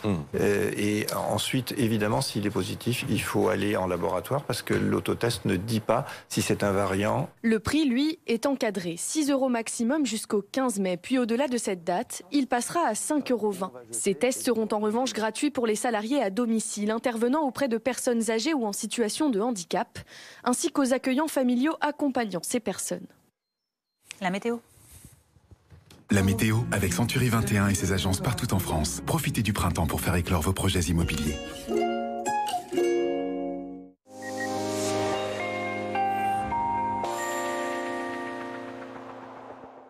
Bonjour à tous, et après les conditions météo très agitées de ce week-end, c'est le soleil qui s'impose à nouveau cet après-midi sur une très large partie du pays. Un soleil en tout cas généreux ici à La Baule, dans le département de la Loire-Atlantique. De très belles éclaircies également qui s'imposent à l'opposé cette fois-ci dans le département de la Drôme à Valence, avec donc ces belles conditions météo, même si c'est vrai que les températures restent toujours bien fraîches sur l'ensemble du territoire. Une nouvelle perturbation est attendue pour demain matin, perturbation pas très active qui va apporter surtout un ciel très nuageux entre le Cotentin, le centre et le nord-est, éventuellement 2-3 gouttes. Attention parfois aux chaussées glissantes parce que les températures s'annoncent négatives. On verra ça dans quelques instants. Quelques flocons pour les Vosges assez rapidement. Donc le soleil va revenir par l'extrême nord, soleil pour la partie sud. Le Mistral, toujours des rafales à 80 km/h. Dans l'après-midi, la perturbation, on n'en parlera plus. De belles éclaircies sur l'ensemble du pays. Une petite ondée pour le Mercantour, pour la partie est de la Corse. Un ciel légèrement voilé pour le sud-ouest. Peut-être davantage de nuages en direction du nord-est.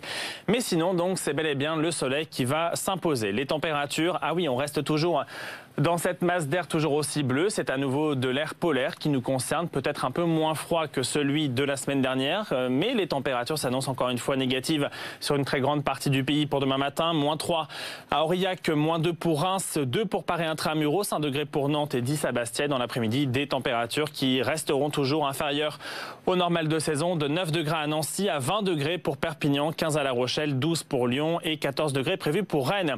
Le reste de la semaine, eh bien, ça s'annonce plutôt calme avec dans l'ensemble de belles éclaircies, un ciel toujours un peu plus nuageux pour les régions du nord et du nord-est. Quelques ondées également attendues pour cette semaine sur les Alpes du Sud. Quelques ondées également pour vendredi sur un très large quart sud-est. Mais sinon, le soleil va s'imposer et le prochain week-end s'annonce plutôt ensoleillé avec des températures qui devraient très légèrement repartir à la hausse.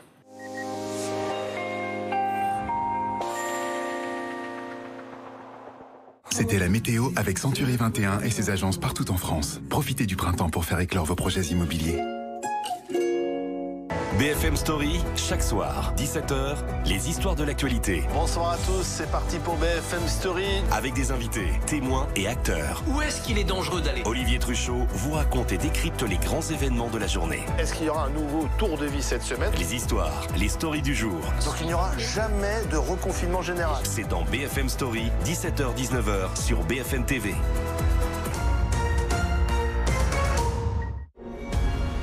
Regardez votre programme avec le Lexus UX hybride. L'éveil des sens.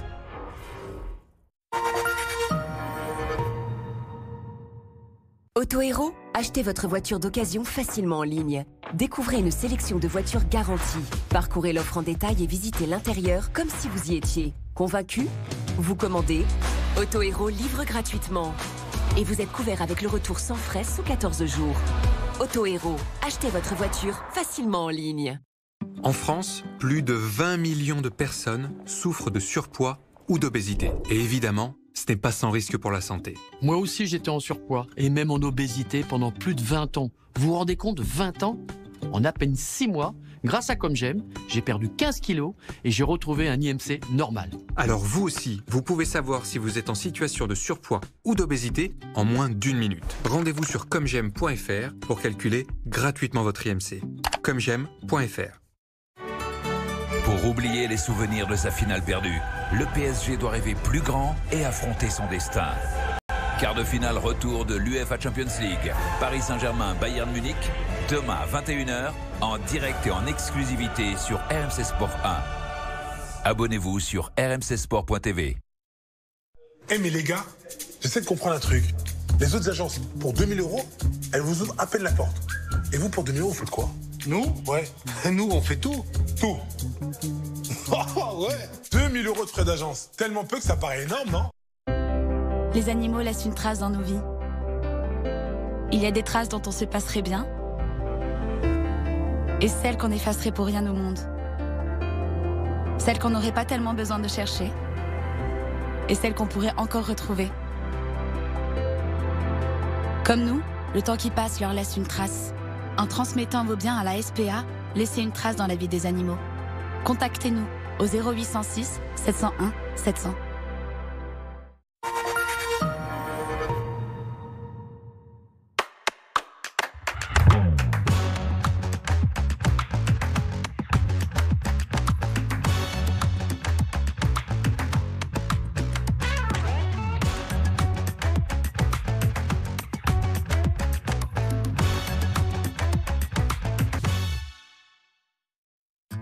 Il y a les gestes qui rassemblent et les gestes qui protègent. En complément de votre lessive, ajoutez Sanitol désinfectant du linge pour éliminer le virus de la Covid-19 et 99% des bactéries. La meilleure raison d'utiliser Sanitol, c'est la vie de tous les jours. Sanitol, le geste sain. Vendez votre voiture.fr. Vendre une voiture, c'est possible depuis chez vous et en toute sécurité. Entrez simplement les informations de votre voiture en ligne et recevez directement le prix de vente final. Pour la reprise, prenez un rendez-vous sûr et sans contact. Pour moi, il n'y a pas mieux pour vendre sa voiture. Allez sur www.vendezvotrevoiture.fr. Roventa présente X-Force. Sa mission, un nettoyage impeccable. Utilisez son écran pour contrôler son autonomie et sa puissance. Sa brosse motorisée à éclairage LED traque même la poussière cachée. Et avec la technologie Flex, vous allez jusqu'à 4 fois plus loin. plus rien ne vous arrête. Nouvelle X-Force par Roventa.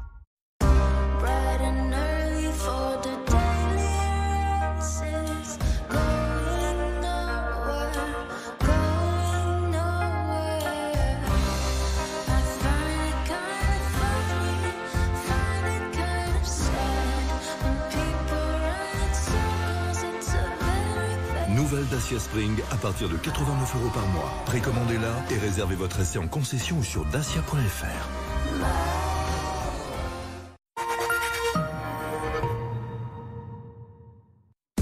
À la une à 16h, ce probable règlement de compte à proximité d'un centre de vaccination du 16e arrondissement de Paris. Un homme a fait feu sur 2 personnes. Un homme qui est mort de plusieurs balles dans la tête et une femme grièvement blessée. Le suspect, lui, a pris la fuite à scooter.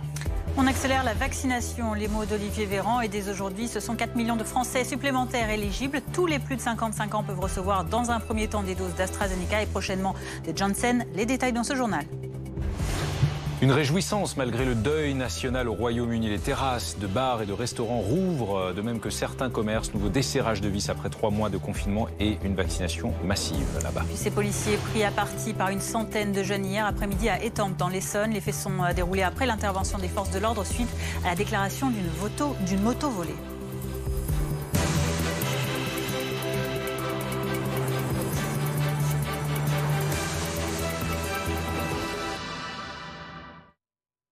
Aux alentours de 13h30 tout à l'heure, un homme a donc fait feu à proximité d'un centre de vaccination dans le 16e arrondissement de Paris. Igor Saïri, un homme est mort, une femme est grièvement blessée. Oui, les faits se sont déroulés entre 13h30 et 14h, d'après nos éléments d'information. Un homme qui était à scooter a abattu un homme à 2 reprises, lui tiré 2 fois et a blessé grièvement une vigile de l'hôpital Henri Dunant dans le 16e arrondissement qui se trouve juste derrière moi. L'homme est mort de plusieurs balles, 4 balles dans la tête, plusieurs détonations attendues, entre 6 et 7 selon les témoignages que nous avons pu récolter sur place. Un cordon de sécurité a évidemment été installé sur la rue Michel-Ange où se sont déroulés les faits. Et actuellement, on a pu apercevoir bien des agents de la police scientifique, notamment l'un d'eux avec une blouse blanche, autour des plots où se sont déroulés les faits précisément. Vous le voyez, il y a encore beaucoup d'agents de police, beaucoup de pompiers de Paris, 25 au total il y a encore quelques minutes. On sait aussi que le maire d'arrondissement du 6e arrondissement, Francis Spinner, est passé, a répondu à la presse en expliquant que l'enquête était en cours. Enquête confiée à la première DPJ de Paris. Le parquet de Paris a également ouvert une enquête pour assassinat et tentative d'assassinat. Il y avait beaucoup de monde, tout à l'heure beaucoup de badauds qui se demandaient ce qui se passait dans ce quartier plutôt résidentiel. Un petit peu moins maintenant. Le centre de vaccination qui se trouve dans l'hôpital a repris. Les agents de police laissent passer les gens qui ont rendez-vous pour se faire vacciner. Donc petit à petit, le quartier retrouve un petit peu son calme, même s'il y a eu beaucoup d'ébullition cette dernière heure. Merci Igor Saïri avec Lénaïque Gouriec en direct du 16e arrondissement de Paris. Igor, justement, vous avez interrogé un témoin des faits, on l'écoute. J'étais à la maison, on finissait de manger avec ma femme, on regardait le journal. Puis dans le coup, on a entendu comme une fusillade, plusieurs coups de feu. Donc on a dit qu'est-ce qui se passe, on a sorti dehors, on avait des gens qui couraient. Puis tout de suite après, on avait la police qui arrivait en contresens. On attendait les sirènes qui commençaient à sonner d'un côté et de l'autre. Il y a pas mal d'autres témoins. Les faits s'étant produits en milieu de journée, en début de semaine, dans le 16e arrondissement de la capitale. On écoute cet autre homme. J'étais là, j'ai entendu une détonation, je me suis tourné, j'ai vu un mec encapuché en parquet noir tirer une balle et j'ai vu un mec au sol et puis je l'ai vu se rapprocher et en mettre 2 pour le finir dans la tête, quoi. Il y avait juste une autre personne qui était à l'entrée de l'hôpital, mais c'est l'entrée de véhicule en fait. Et il a tiré une balle par là et apparemment il y en a une qui se l'est pris, mais ça j'ai pas vu. Ce que j'ai surtout vu, c'est le mec au sol se prendre 2 balles à bout portant dans la tête, quoi. La victime qui s'est fait assassiner, il a bu un café une demi-heure avant chez moi, ouais. Emporté. Le mec qui a tiré, le tireur, il est reparti à pied avec vachement de sang-froid en fait, en marchant, comme si de rien n'était. Et 500 mètres plus loin, il y avait un scooter qui l'attendait. Ça fait penser à une arme de poing, mais un bon revolver quand même, quoi. Pas un pistolet pour les enfants. Hein. Il y a un centre de vaccination qui est à côté, il paraît. Ah bah c'est là où ça se passait, c'est juste devant. Juste devant le centre de vaccination. Ouais, c'est ça, devant l'hôpital en fait. Et il y avait des gens qui faisaient la queue ou... Non, il y avait personne. Okay. Non, il y a personne qui fait la queue, ils viennent au compte-gouttes les gens. Une enquête est en cours. Voici ce que dit ce syndicaliste policier à propos de la piste privilégiée à l'heure actuelle. Pour le moment, nous savons qu'il s'agit d'un homme encagoulé qui a tiré plusieurs coups de feu sur un individu. que cet individu est décédé, que nous avons une autre personne blessée, que cette personne a pris la fuite. Bon, d'autres éléments sont en cours, la police judiciaire est dessus, donc on laisse l'enquête se faire.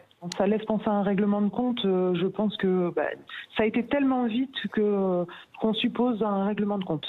Et avec vous, Cécile Lenré, on récapitule donc ce que l'on sait de cette histoire.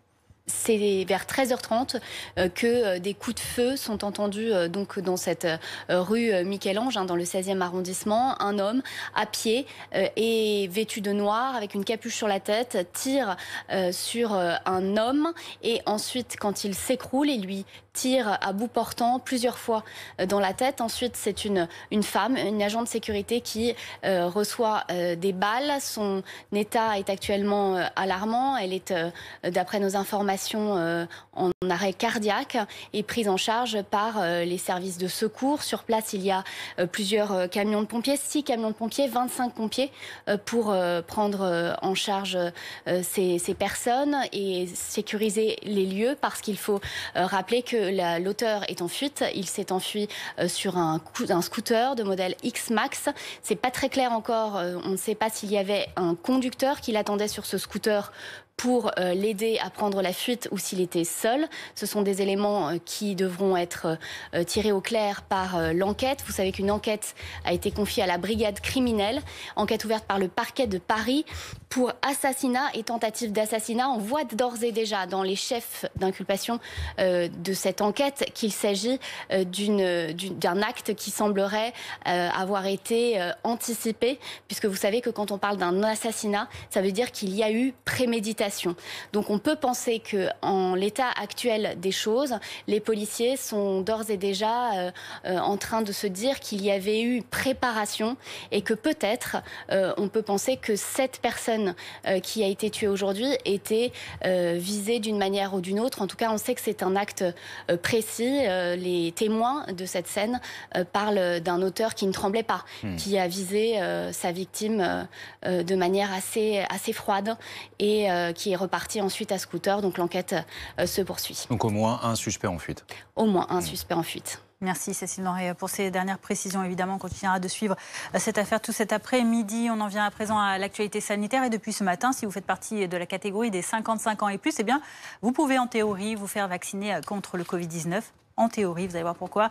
Aurore Villemur, Alizé Boissin, François Luce avec Léna Marjac. Âgé de 57 ans, Jackie, fromager dans ce marché d'Île-de-France, est soulagé. À partir d'aujourd'hui, il peut se faire vacciner contre le Covid-19. C'est une bonne nouvelle. Dès que je vais pouvoir le faire, je vais me faire vacciner et puis voilà, on pourra vivre normalement. Comme lui, tous les Français âgés de plus de 55 ans sans comorbidité peuvent recevoir un vaccin dès aujourd'hui. Pour prendre rendez-vous, il suffit de contacter votre pharmacien ou encore d'appeler votre médecin. Tous deux ont l'autorisation d'injecter le vaccin AstraZeneca et bientôt Janssen, vaccin livré en France pour la première fois à partir d'aujourd'hui et qui ne nécessite qu'une seule injection. Effectivement, il va y avoir des premières doses qui seront théoriquement disponibles, mais on sait qu'en libéral, puisque c'est surtout en libéral qu'on utilise les vaccins adénovirus, les livraisons se feront surtout à partir du mercredi 21 ou du jeudi 22 avril. C'est pour ça que je vous disais, il y a encore une dizaine de jours pendant lesquels théoriquement le vaccin de Janssen est disponible, mais en pratique, je pense qu'il sera très peu distribué encore pendant quelques temps. Autre possibilité pour les plus de 55 ans, se rendre sur le site de Doctolib. Mais le PDG prévient, il y aura très peu de rendez-vous. Les disponibilités sur Doctolib, elles sont directement corrélées au nombre de doses. Dès qu'il y a des doses, il y a des disponibilités sur Doctolib. Quand il n'y a pas de doses, il n'y a pas de disponibilité. Les pharmaciens ont des listes d'attente, les médecins généralistes également ont des listes d'attente. Donc il y aura très peu de disponibilité pour les plus de 55 ans. De son côté, le gouvernement a fixé son objectif, 20 millions de primo-vaccinés au 15 mai, 30 millions au 15 juin. D'abord, François Pitrel, pourquoi ouvrir la vaccination aux 55 ans et plus si, a priori, on n'a pas plus de doses ? Alors, on a quand même un petit peu de doses. C'est pas qu'il n'y en a pas du tout. C'est vrai que AstraZeneca, on est censé en recevoir 600 000 doses d'ici les 15 prochains jours. Et autant du vaccin Janssen, ce fameux vaccin qui n'a qu'une seule injection, donc qui permet de gagner beaucoup de temps par rapport aux autres vaccins sur le marché. Donc ça fait à peu près 1,2 million d'injections d'ici les 15 prochains jours. Donc ce n'est pas négligeable, mais c'est sûr que par rapport à ce qu'on reçoit en doses de Pfizer notamment, presque 1 million de doses par semaine, c'est un peu décevant, surtout de la part d'AstraZeneca. Ce qui nous amène à cette question, pourquoi est-ce que cette catégorie, les plus de 55 ans, n'ont pas le droit à d'autres vaccins sur le marché, par exemple Pfizer ou Moderna? Alors, c'est peut-être une question qui est plus de l'ordre de la stratégie vaccinale que vraiment de la question sanitaire. On a abaissé ce seuil, notamment pour une raison, c'est que le vaccin AstraZeneca, aujourd'hui, il est donné en officine ou chez le médecin généraliste à des personnes de plus de 70 ans, mais qui, pour une bonne partie d'entre elles aujourd'hui, sont vaccinées. Donc, finalement, les médecins généralistes, ils ont un peu plus de mal à trouver des volontaires pour vacciner avec AstraZeneca. Et puis, il y a la défiance autour de ce vaccin AstraZeneca, ce qui fait que, en fait, on élargit la cible vaccinale pour avoir le plus de possibilités de vacciner, parce qu'aujourd'hui, il existe cette défiance, alors que le vaccin AstraZeneca, encore, il faut bien le rappeler, c'est un vaccin avec de bons résultats et le bénéfice-risque est largement à l'avantage de ce vaccin. Et alors pour Pfizer et Moderna, justement, les injections désormais seront espacées de 42 jours et non plus 28. Ça permet de vacciner combien de personnes en plus dans les prochaines semaines? Alors ça permet de faire un petit bond en avant, puisqu'on gagne 1,8 million de personnes avec une première dose d'ici la fin du mois de juin. Ce n'est pas négligeable, hein, c'est presque, c'est plus de 10% de ce qu'on a fait par exemple jusqu'à aujourd'hui. C'est une recommandation de la Haute Autorité de Santé qui date du 23 janvier, mais qui n'avait pas été suivie par le gouvernement, d'espacer de 6 semaines, parce qu'on considère qu'au bout de 6 semaines, il y a encore une efficacité prouvée de ces vaccins à ARN messager, Pfizer et Moderna. En Grande-Bretagne, ils ont fait le choix de faire 12 semaines entre les deux doses, ce qui, d'après la Haute Autorité de Santé, n'est pas fondé scientifiquement. Donc 6 semaines, c'est une sorte d'entre-deux. Qu'autrement, ils ont gagné du temps et le résultat, c'est qu'il y a aujourd'hui une nouvelle étape du déconfinement avec la réouverture des terrasses. Ça fait rêver. Emeline Darcourt. Discuter simplement autour d'une bière, il ne l'avait pas fait depuis longtemps. À Londres, ce pub a fait le plein en terrasse. On oublie même les gestes barrières. Sous cette tente d'un autre pub de Londres, on entend à peine son voisin. La vie normale reprend. C'est la liberté, on peut de nouveau aller au pub, c'est tellement bien. Et cette reprise, les plus impatients l'ont fêtée dès minuit 1. 3, 2, 1. Ladies and gentlemen, take your seats. Have your first drink. Les clients à table en pleine nuit ne pouvaient pas attendre plus longtemps. Ça fait trop longtemps, j'avais une vie sociale au point mort et ouais, c'est juste bon d'être dehors. C'est bien, c'est vraiment super. Ça va permettre aux entreprises de pouvoir survivre. Je pense que c'est une bonne chose de remettre cet endroit en marche. Dans un pub voisin, l'instant solennel de la première bière après 3 mois de fermeture est immortalisé. Dans le jardin du pub, les clients aussi prennent la pause. La réouverture se fait avec un protocole strict. Restez assis pour consommer, en extérieur uniquement, avec un nombre limité de clients à une même table. Cette réouverture en Angleterre concerne aussi les commerces non essentiels comme les salons de coiffure, les salles de gym. Les autres régions du Royaume-Uni, Écosse, Pays de Galles, Irlande du Nord, suivent leur propre calendrier. Mais partout, la baisse très nette du nombre de cas après le confinement et la vaccination permet une réouverture progressive. On vous parle à présent de cette nouvelle agression de policiers en France, dans le quartier dit sensible, cette fois-ci dans la ville d'Étampes, dans l'Essonne. Ça s'est passé hier après-midi. Les forces de l'ordre intervenaient pour une affaire de moto volée, comme nous l'explique Alexandra Gonzalez. En fait, en début d'après-midi, un homme originaire du Calvados s'était rendu à Étampes pour vendre sa moto. Il avait mis une annonce sur un site internet et donc au moment où il arrive pour la transaction, eh bien en réalité, il se fait agresser et voler sa moto. Et quelques temps après, les policiers repèrent cette moto volée et ce sont les images que l'on voit là en ce moment. Les policiers repèrent cette moto volée. Ils tentent d'interpeller le conducteur de la moto volée. Les policiers sont pris à partie. Ils demandent immédiatement des renforts renforts et donc très rapidement, de l'autre côté, des jeunes qui étaient sur un terrain de football non loin arrivent également en renfort et donc très vite les policiers se sont retrouvés avec face à eux une centaine de jeunes qui les insultaient. L'un des policiers a été touché d'une pierre au crâne, à l'arrière du crâne. Il n'a pas été blessé sérieusement, mais néanmoins les faits auraient pu tourner de façon beaucoup plus grave. Les renforts qui sont arrivés sur place ont permis un retour au calme une demi-heure, 1 heure après le début des faits. Est-ce qu'il y a des suites alors ? Alors, une enquête a été ouverte. Sur le coup, ils ont pu interpeller 2 personnes. Un homme qui se trouvait être le conducteur de la moto volée et un autre homme qui est pour l'instant aussi en garde à vue, mais pour des faits de rébellion pour l'instant. L'enquête se poursuit pour tenter d'identifier d'autres jeunes qui se trouvaient là et qui ont pu prendre à partie les forces de l'ordre. On vient à l'inquiétude des proches d'un Français incarcéré en Turquie. Il a été condamné à 16 ans de prison. Sa famille craint aujourd'hui pour sa santé. Thomas Edou. C'est avec ces seules lettres qu'Arnaud reste en contact avec Fabien Azoulay. Les 2 hommes s'en échangent 1 à 2 par mois. À peine de quoi garder Arnaud informé de la situation sur place en Turquie. Parfois, il est pas loin d'avoir des idées suicidaires. Parfois, il a plus la pêche. Il veut croire à une sortie ou à un transfert. Ça dépend en fait. Tout commence en 2017 lorsque Fabien Azoulay se rend en Turquie pour une opération chirurgicale. Arrivé à son hôtel, le Français commande du GBL, une drogue de synthèse illégale en Turquie. Il se fait immédiatement arrêter par la police locale. Il est condamné à 16 ans de prison. En détention, les co-détenus font vivre un calvaire aux Français de confession juive. On peut lui soutirer par la violence des biens. Ça peut être des cigarettes, des choses comme ça. C'est vraiment ce que je disais, la loi du plus fort. Il y a eu, peut-être si on parle de sévices de nature un peu sexuelle. Là, on n'a pas trop de détails, mais c'est de ça qu'il parle dans ces lettres. Une pétition en ligne a été lancée pour demander le rapatriement de Fabien Azoulay. Une lettre avait déjà été envoyée à Emmanuel Macron. Aujourd'hui, nous ne demandons ni la grâce, ni un appel, puisqu'il a été condamné en dernier ressort. Mais nous demandons tout simplement à ce qu'il puisse venir en France et exécuter sa peine en France. Le Quai d'Orsay explique être en contact régulier avec les autorités turques pour s'enquérir de l'évolution de la demande de transfèrement en France.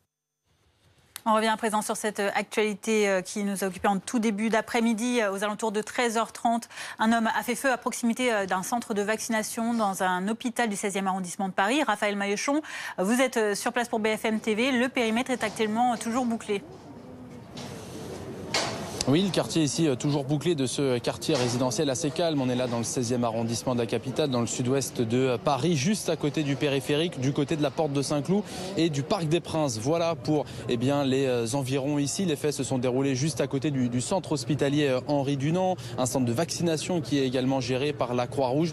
Il était peu de temps avant 14h. Depuis, il y a d'abord eu ce périmètre de sécurité installé très largement par les policiers du commissariat local du 16e arrondissement de la capitale. Et puis il y a eu la police judiciaire qui est arrivée ici pour réaliser les premières investigations et les premiers actes d'enquête. Depuis, la police judiciaire a été dessaisie, c'est la brigade criminelle qui est saisie des investigations, mais en tout cas ici il y a toujours ces rubalises ici, les policiers derrière moi qui demandent aux passants de montrer patte blanche. Il faut montrer un document d'identité, soit pour bien prouver que l'on est résident ici de la rue Michel-Ange et des rues alentours qui sont également bouclées, ou alors des personnels également de la Croix-Rouge qui viennent chercher les personnes qui avaient un rendez-vous pour se faire vacciner.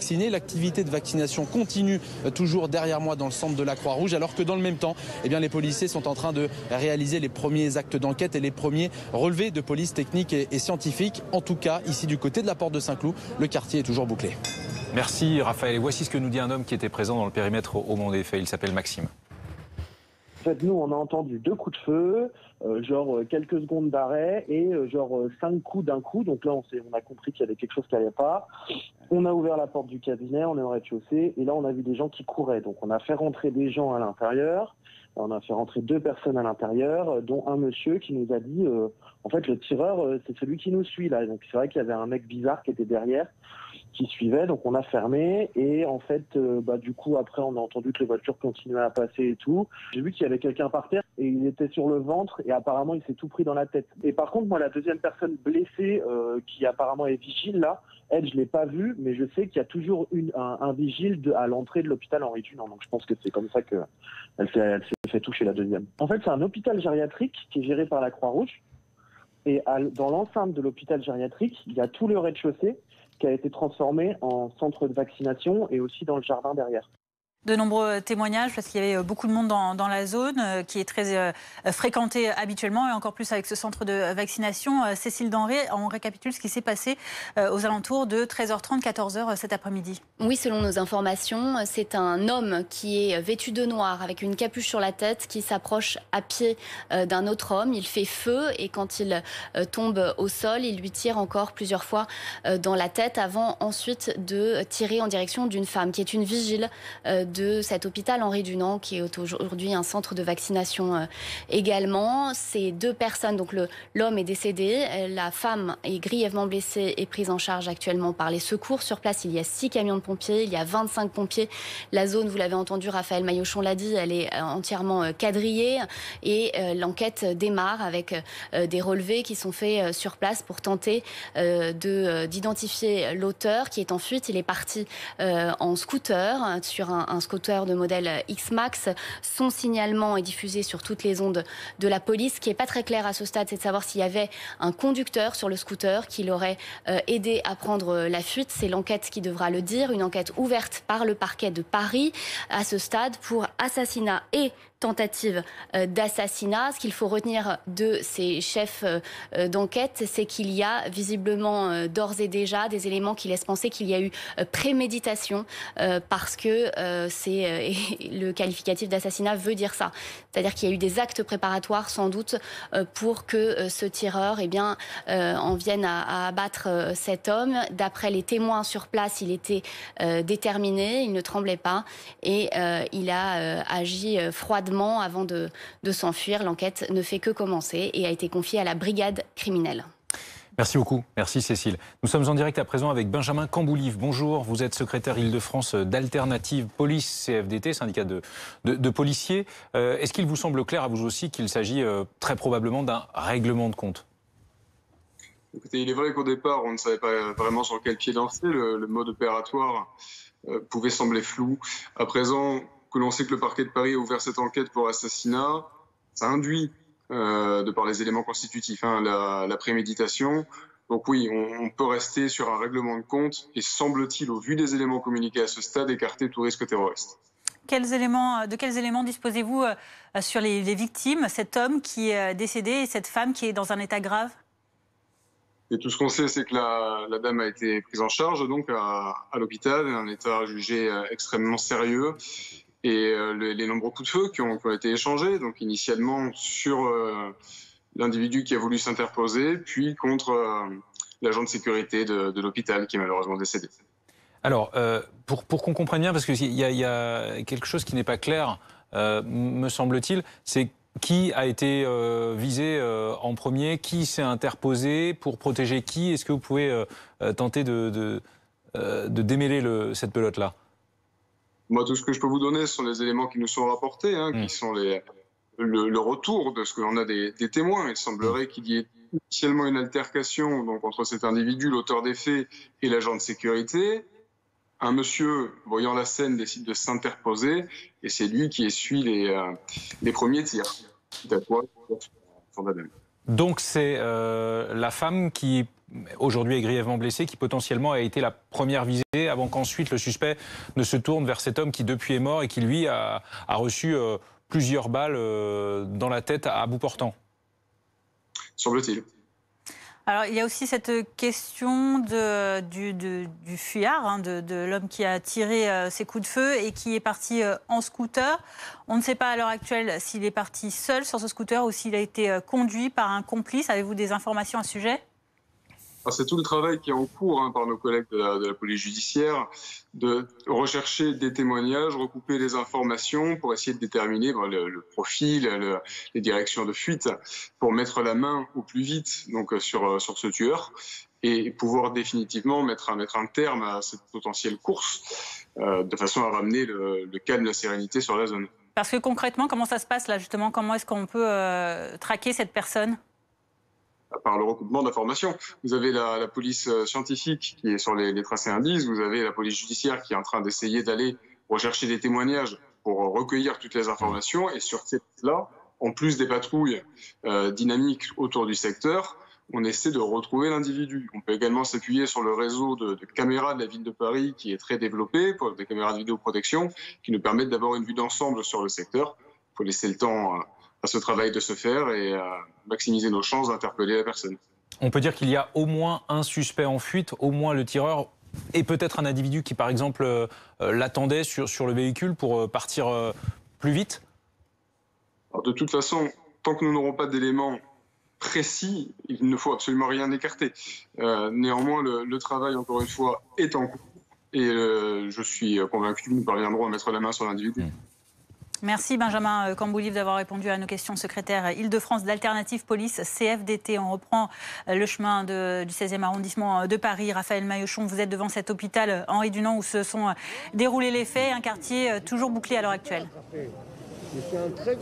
Oui, toujours bouclé depuis 14h, heure à laquelle les premiers policiers sont arrivés ici, les policiers locaux du commissariat du 16e arrondissement qui ont installé les rubalises ici, repoussé les badauds, les touristes et les journalistes qui venaient pour couvrir l'actualité. Ces policiers ensuite ont laissé place à d'autres policiers qui sont venus barrer, des policiers de la direction de l'ordre public et de la circulation qui sont venus réguler la circulation ici pour barrer les rues adjacentes du côté ici de la porte de Saint-Cloud, rue Michel-Ange, juste derrière moi où se sont déroulés les faits. Et donc cette fusillade. Et puis on a vu la police judiciaire arriver avec des valises pour réaliser les premiers actes d'enquête, les premiers relevés. Et également, je le souligne, les policiers de la COTEP, la compagnie de transfert, d'escorte et de protection, lourdement armés, qui sont venus prendre les consignes ici auprès de commissaires avant de repartir. Tout ça pour vous dire que ce quartier très résidentiel, très calme du sud-ouest de Paris est à l'heure actuelle toujours bouclé. Et pour passer ce barrage de police juste derrière moi, il faut montrer un document d'identité, prouver que l'on est bien résident ici de la rue Michel-Ange ou prouver qu'on avait rendez-vous pour se faire vacciner, car le centre hospitalier Henri Dunant, géré par la Croix-Rouge, vaccinait des personnes ce matin. Il continue à avoir l'activité de vaccination, même si le quartier ici est toujours bouclé. Donc. Merci beaucoup Raphaël Maillochon, direct du 16e arrondissement de Paris. On reviendra bien entendu dans un instant sur ce qui ressemble fort à un règlement de compte en plein Paris, à proximité d'un centre de vaccination en tout début d'après-midi. Un homme est mort, une femme est grièvement blessée. Le suspect, lui, est en fuite. À tout de suite.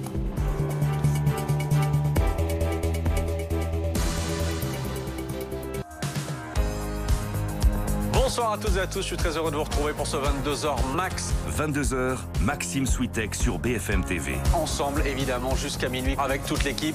Pour prolonger une journée d'infos avec les invités qui ont fait l'événement. L'actu, c'est dense, c'est chargé. Une première réaction, il est en direct avec nous. C'est un procès aussi pour la liberté. Nos reportages. Avec un témoignage ce soir. Une soirée news et décontractée. Docteur, merci beaucoup pour votre patience. Je ne me suis pas évanouie, c'est déjà un petit miracle. 22h max avec Maxime Switek. Chaque soir, du lundi au jeudi, sur BFM TV. Courez, bougez, respirez, prenez soin de vous. Restons inarrêtables. Votre programme avec Iron.fr, spécialiste running trail fitness sur Internet.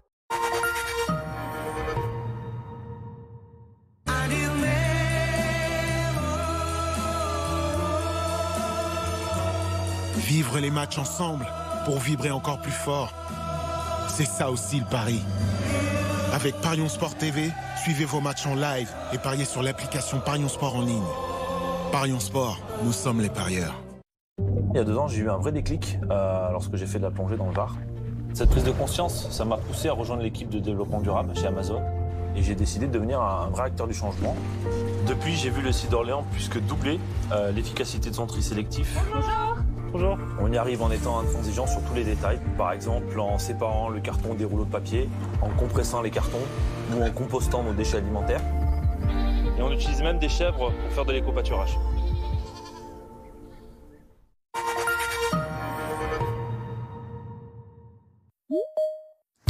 Notre mission, c'est de faire que tout le monde puisse se retrouver autour de moments ludiques. Au cœur du développement d'un jeu, on a les tests. Auparavant, on allait tester nos jeux dans nos locaux et depuis le confinement, on a amélioré le process. Grâce à Teams, on est au cœur d'une partie. Là, on a vraiment une idée de comment vraiment les gens jouent, comment ils réagissent. Nous sommes passés d'un marché test européen à 25. Il va être impossible de ne plus utiliser Sims. C'est la solution pour développer un jeu futur.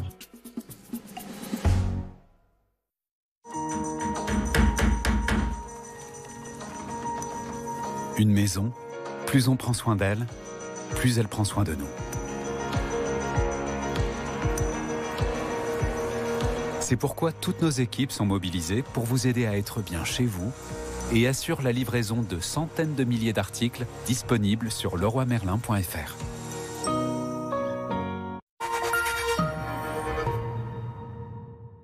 Suivez l'actualité au plus près de votre vie quotidienne. Voici les 3 grands titres de l'actualité ce jeudi matin. Avec les chaînes locales de BFM. Bonjour Littoral, bonjour à toutes et à tous. Merci d'avoir accepté notre invitation. C'est parti pour les titres. Merci de passer un moment avec nous. BFM en région. Info, trafic, météo, sport, loisirs. Les locales de BFM au plus près de vous. Sur la TNT, les box opérateurs et sur tous vos écrans. La météo avec Century 21 et ses agences partout en France. Profitez du printemps pour faire éclore vos projets immobiliers.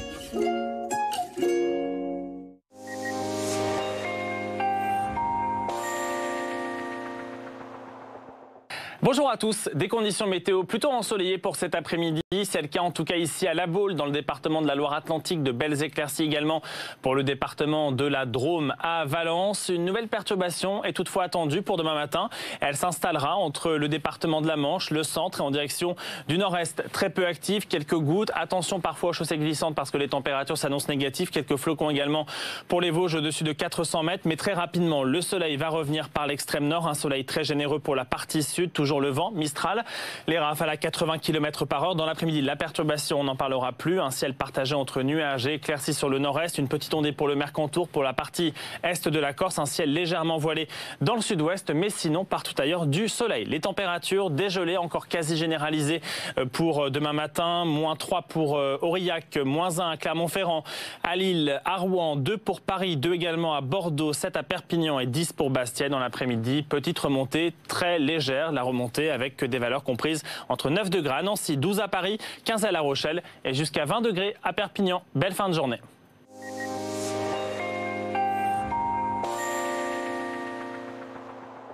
C'était la météo avec Century 21 et ses agences partout en France. Profitez du printemps pour faire éclore vos projets immobiliers.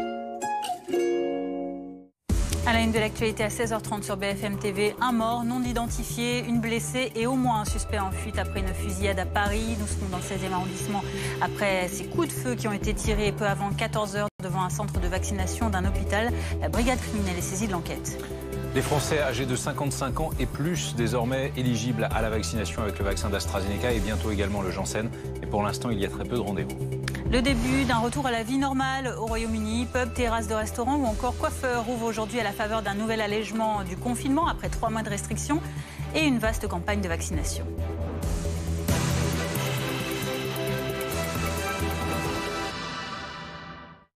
Mais tout d'abord, prenons la direction du 16e arrondissement de Paris où un homme est décédé et une femme grièvement blessée à la suite de tirs en début d'après-midi. Igor Saïri, vous êtes sur place rue Michel-Ange. Que s'est-il passé en ce début d'après-midi ? Eh bien, des coups de feu ont retenti devant l'hôpital Henri Dunant dans le 16e arrondissement. C'est à 2 pas de la porte de Saint-Cloud. Entre 6 et 7 détonations d'après les témoignages que nous avons pu recueillir. Et un homme est décédé. Il aurait été visé à 2 reprises par un tireur qui a blessé grièvement également dans un second temps une vigile de l'hôpital Henri Dunant dans lequel se trouve un centre de vaccination. L'homme a pris la fuite en scooter. Il est activement recherché par la brigade criminelle qui se charge de l'enquête. Actuellement, la police judiciaire est sur place devant cet hôpital. Vous le voyez avec des plots qui entourent le lieu où s'est déroulé le fait tout à l'heure, donc entre 13h30 et 14h. Il y avait beaucoup de pompiers sur place, 25 au total. On ne connaît pas l'identité de la victime. C'est d'ailleurs pour cela que la police judiciaire, saisie dans un premier temps, a été dessaisie au profit de la brigade criminelle car l'enquête s'annonce complexe.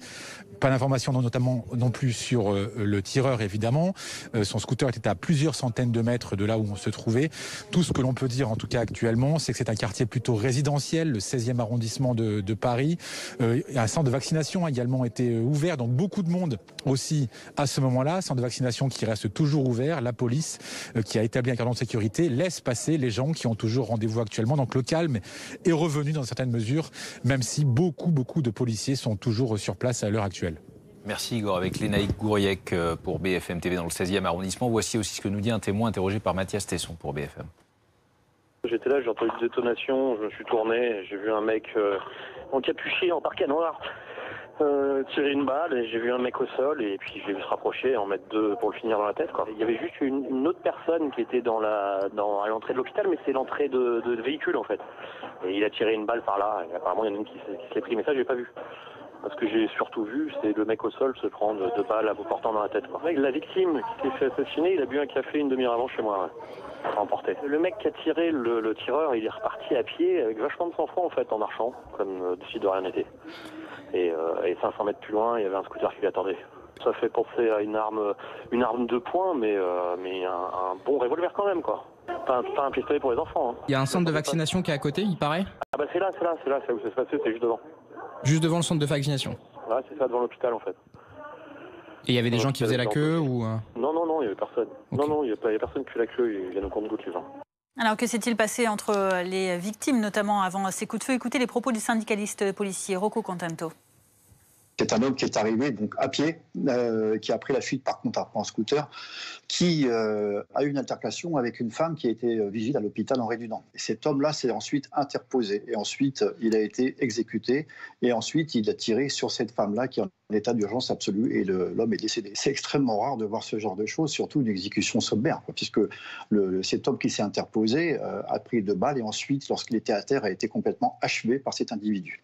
Cécile Denré, tout n'est pas encore très clair sur la manière dont ça s'est déroulé en début d'après-midi. Oui, l'enquête ne fait que commencer. Vous avez entendu ce syndicat de police indique que c'est parce que cet homme a voulu s'interposer qu'il a été visé donc, par les tirs de cet auteur en fuite. Pour l'instant, il y a d'autres témoins qui indiquent qu'au contraire, cette femme aurait pris une balle perdue alors que c'était l'homme abattu qui était bien visé initialement. Il faut que la brigade criminelle mène son enquête à terme pour arriver à des conclusions. Vous le savez, il y a toujours des divergences de témoignages quand une enquête démarre. Donc il faut prendre un peu de temps avant de tirer des conclusions. L'enquête, elle est ouverte pour assassinat et tentative d'assassinat. Donc ce qu'on peut comprendre de ces chefs d'enquête, c'est qu'il y a des éléments qui laissent penser qu'il y avait peut-être préméditation, qu'il s'agissait d'un acte préparé. Ce que nous savons de sources, encore une fois, du terrain, de témoins, c'est que c'est un homme vêtu de noir, avec une capuche sur la tête, donc qui cherchait à se cacher, qui s'est approché de cet hôpital Henri Dunant et qui a visé cet homme et cette femme de manière assez déterminée. Il ne tremblait pas, d'après les témoins. Il est ensuite remonté sur un scooter. Ce qui doit aussi être précisé, c'est est-ce qu'il y avait quelqu'un qui conduisait ce scooter et qui l'a aidé à prendre la fuite ou est-ce qu'il était seul. En tout cas, l'enquête se poursuit et a été confiée encore une fois à la brigade criminelle. Merci pour ces précisions, Cécile Denré. On en vient à présent à cette actualité sanitaire en France. On accélère la vaccination. Hier, on était à peu près 11 millions de primo-vaccinés en France. Vous voyez, 3,7 millions à peu près de secondes doses. Et Olivier Véran qui a annoncé hier que 4 millions de Français pourraient prochainement s'y ajouter. Il s'agit des plus de 55 ans en France qui peuvent, à partir d'aujourd'hui, recevoir les sérums d'AstraZeneca et Johnson & Johnson prochainement. Alice Brousse. Nouvelle semaine de vaccination et un nouveau vaccin, le vaccin Janssen. Un 4e en France et le premier à dose unique. L'industriel américain a indiqué qu'une seule dose suffirait. Je reste pour l'heure sceptique car je ne vois pas pourquoi il aurait réussi cette prouesse à l'inverse des autres vaccins. On n'a pas de recul suffisant. Les premiers vaccins Johnson & Johnson ont été utilisés il y a quelques mois. Je pense que l'expérience nous montrera s'il faut revacciner ou pas. Une première livraison arrive aujourd'hui en France. 200 000 nouvelles doses d'un vaccin à vecteur viral de la même famille que l'AstraZeneca. Ces 2 vaccins sont désormais ouverts à une nouvelle tranche d'âge, les 55-69 ans sans comorbidité. C'est donc 12 millions de personnes en plus qui sont concernées. Mais pour prendre rendez-vous en ligne, il faudra encore attendre un peu. La majorité des rendez-vous de cette semaine, ils sont déjà pris. La majorité des pharmaciens et des médecins généralistes, ils ont déjà des listes d'attente. Et donc, il y aura quelques centaines de milliers de rendez-vous dans les 2-3 semaines à venir. C'est pour ça que la priorité, c'est les plus de 70 ans dans les 1700 centres de vaccination. Et bien évidemment, les plus de 60 ans à partir de mercredi. Pour accélérer encore la vaccination, le délai entre les 2 doses de Pfizer et Moderna est passé hier de 4 à 6 semaines, excepté pour les personnes de plus de 75 ans ou immunodéprimées. Le gouvernement vise 20 millions de personnes vaccinées d'ici mi-mai et 30 millions au 15 juin. Dépistage, il y a un nouvel outil désormais, mais qui ne fait pas l'unanimité, les autotests. Anne-Sophie Vermont, Loïc Gazard, Aurore Villemur. Vous avez 5 tests dans la boîte. 5 tests? Oui. Ok. Ces tout premiers autotests, Ivo les récupère avec un certain enthousiasme. Je croyais qu'il n'y aurait pas d'autotest et il y a des autotests. Oh bah là c'est le bonheur. On va sabler le champagne là. Ça va être fantastique là. Cette pharmacie parisienne a été approvisionnée ce matin et déjà les demandes vont bon train. On a déjà beaucoup de demandes, donc les gens sont très interrogeants et les achètent rapidement. Des tests ouverts aux personnes asymptomatiques de plus de 15 ans, à faire chez soi et au mode de prélèvement moins désagréable que les tests PCR par prélèvement nasopharyngé.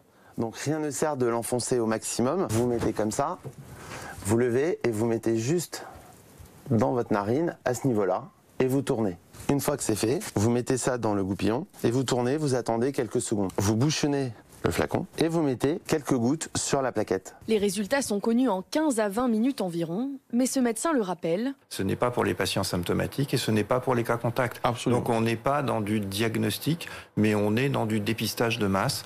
Et ensuite, évidemment, s'il est positif, il faut aller en laboratoire parce que l'autotest ne dit pas si c'est un variant. Le prix, lui, est encadré. 6 € maximum jusqu'au 15 mai. Puis au-delà de cette date, il passera à 5,20 €. Ces tests seront en revanche gratuits pour les salariés à domicile, intervenant auprès de personnes âgées ou en situation de handicap, ainsi qu'aux accueillants familiaux accompagnant ces personnes. Voilà pour la France. Et de l'autre côté de la Manche, terrasses et restaurants, pubs, coiffeurs, commerces et certaines salles de sport même. C'est la grande réouverture au Royaume-Uni. Ça fait rêver de notre côté de la Manche. Après 3 confinements, Boris Johnson a annoncé ce week-end une étape irréversible du déconfinement, tout en appelant les Britanniques à la prudence. La correspondance à Londres de Laura Calmus. Il faut dire que c'est la première fois depuis 4 mois que les Britanniques ont un sentiment de vie normale. Alors je suis à Covent Garden et il y a encore hier, pendant des mois, cette place était complètement vide et aujourd'hui des tables ont été installées pouvant accueillir jusqu'à 800 personnes, tous assis à table, tous en extérieur, puisque malgré le froid, malgré la pluie, il faudra rester dehors. Mais qu'importe la météo, les Britanniques ont bel et bien décidé de profiter de ce déconfinement. Alors pour eux, Boris Johnson a annoncé cette annonce de liberté, ce chemin vers la liberté, et sans surprise, les réservations en terrasse ont été prises d'assaut. Il y a la queue devant les magasins de prêt-à-porter et difficile, voire impossible de trouver un rendez-vous chez le coiffeur. Mais si le Royaume-Uni déconfine, c'est parce que les chiffres sont bons. Après 4 mois de confinement et une campagne de vaccination extrêmement bien ficelée, plus de 32 millions de personnes ont reçu au moins une dose du vaccin. Eh bien, le nombre d'hospitalisations est en chute libre et hier, le Royaume-Uni a enregistré 7 morts et moins de 3000 nouveaux cas. Encore une affaire d'agression de policiers, cette fois-ci à Étampes, dans l'Essonne. C'était hier après-midi. Plusieurs dizaines de jeunes s'en sont pris aux forces de l'ordre. Les explications d'un syndicaliste policier. Mes collègues en fait ont été appelés pour une affaire en fait qui fait suite à un vol de moto. On a une personne qui vient vendre sa moto sur Étampes. Il s'est fait dérober sa moto.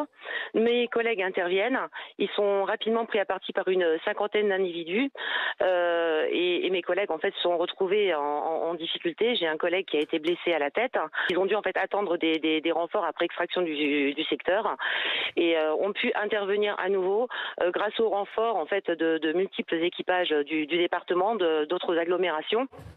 À l'étranger, le Français Fabien Azoulay a été condamné à près de 17 ans de prison en Turquie pour avoir consommé un stimulant dont il ignorait l'illégalité. L'homme de 43 ans est déjà incarcéré depuis bientôt 4 ans. Il dénonce des sévices. Ses avocats et sa famille demandent à Emmanuel Macron le transfèrement de cet homme en France. Ils se sont exprimés également sur notre antenne.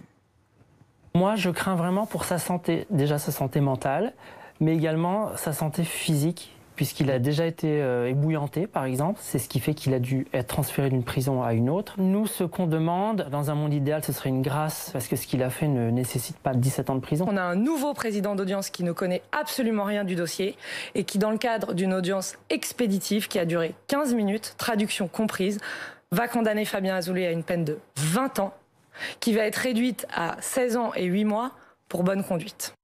Et dans quelques instants, nous retournerons dans le 16e arrondissement de Paris où un homme a fait feu sur 2 autres personnes en début d'après-midi. Un homme qui est mort, il a été touché de plusieurs balles dans la tête à bout portant. Et une femme, agent de sécurité de l'hôpital qui se trouve juste à côté, qui elle est grièvement blessée. L'auteur est en fuite. À tout de suite.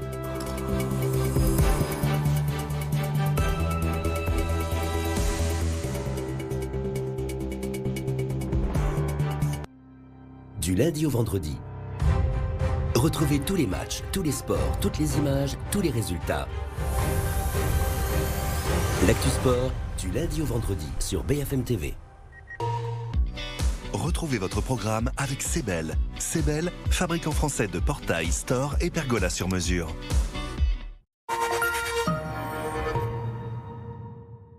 Autohéros, achetez votre voiture d'occasion facilement en ligne. Découvrez une sélection de voitures garanties. Parcourez l'offre en détail et visitez l'intérieur comme si vous y étiez. Convaincu? Vous commandez. Autohéros livre gratuitement. Et vous êtes couvert avec le retour sans frais sous 14 jours. Autohéros, achetez votre voiture facilement en ligne. Sur laposte.fr, j'affranchis mon colis et je demande le passage de mon facteur. Il le récupère directement dans ma boîte aux lettres. Envoyer mes colis sans me déplacer, c'est simple, c'est sur laposte.fr. Stink meaner, my demeanor with the Nina. Senoritas wanna meet me at the Catalina. Wine mixer, mix it up with my elixir. Overlooking the ocean, I'm hoping I see Flipper. Young Felipe, moving like a GTA, but not CJ, but like Tommy. Copy, facts. Spacey homie, you could call me Drax, playing every single track, and you know it's about to start.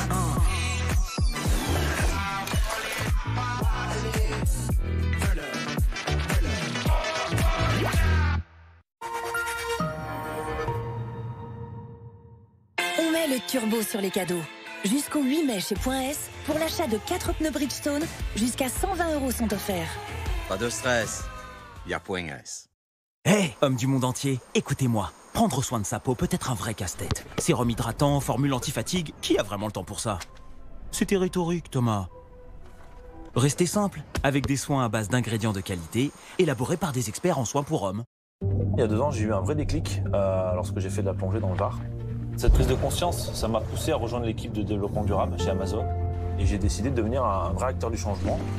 Depuis, j'ai vu le site d'Orléans plus que doubler l'efficacité de son tri sélectif. Bonjour. Bonjour. On y arrive en étant intransigeant sur tous les détails, par exemple en séparant le carton des rouleaux de papier, en compressant les cartons ou en compostant nos déchets alimentaires. Et on utilise même des chèvres pour faire de l'éco-pâturage.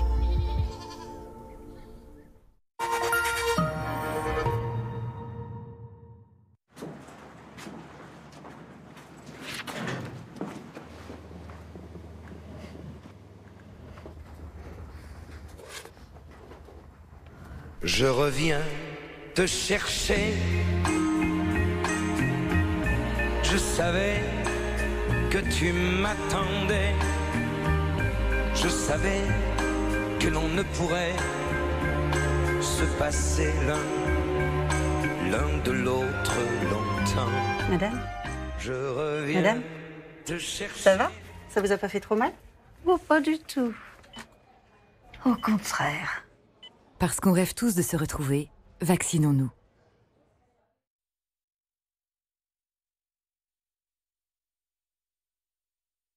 16h45 sur BFM TV, à la une de l'actualité, un mort non identifié, une blessée et au moins un suspect en fuite après une fusillade à Paris. Nous serons dans le 16e arrondissement de la capitale. Après ces coups de feu tirés peu avant 14h devant le centre de vaccination d'un hôpital, la brigade criminelle est saisie de l'enquête. Et puis les Français de 55 ans et plus éligibles à la vaccination avec le vaccin d'AstraZeneca et bientôt aussi le Janssen.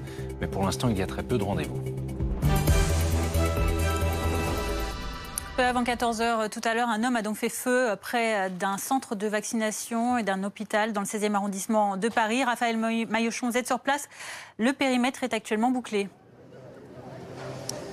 Oui, périmètre toujours bouclé depuis les alentours de 14h, donc 30 minutes après les faits ici dans le 16e arrondissement de la capitale. Les policiers locaux du commissariat du 16e arrondissement sont venus installer ici les rubalises et les barrières. Je vais vous montrer d'ailleurs une scène, c'est sur ces images de Juan Palencia, vous voyez des habitants qui doivent discuter, montrer patte blanche avec les policiers ici de la brigade territoriale de contact pour prouver qu'ils habitent bien le quartier du 16e arrondissement, ou alors certains viennent ici avec un papier qui atteste, qui prouve qu'ils ont bien rendez-vous pour une vaccination. Car les faits, je le rappelle, se sont déroulés juste à côté du centre hospitalier Henri Dunant, géré par la Croix-Rouge. Le centre hospitalier, c'est également un centre de vaccination où les personnes qui avaient des rendez-vous pouvaient venir se faire vacciner. Donc voilà, depuis maintenant le milieu de l'après-midi, ce quartier est totalement bouclé. Il y a eu d'ailleurs les policiers de la police judiciaire, un premier temps chargés des investigations avant que les enquêtes soient reprises par la brigade criminelle, qui sont arrivés ici avec des valises, des mallettes pour faire, on l'imagine, les premiers relevés, les premières constatations.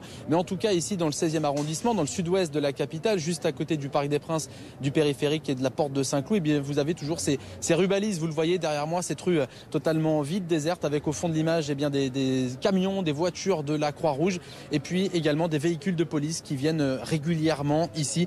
Mais donc, cela fait plusieurs heures maintenant que ce quartier calme, résidentiel du 16e arrondissement de la capitale est toujours bouclé, donc ici à Paris 16e. Merci Raphaël. Et voici ce que nous dit un homme qui était présent dans le périmètre au moment des faits. Il s'appelle Maxime. En fait, nous, on a entendu 2 coups de feu, quelques secondes d'arrêt et 5 coups d'un coup. Donc là, on a compris qu'il y avait quelque chose qui n'allait pas.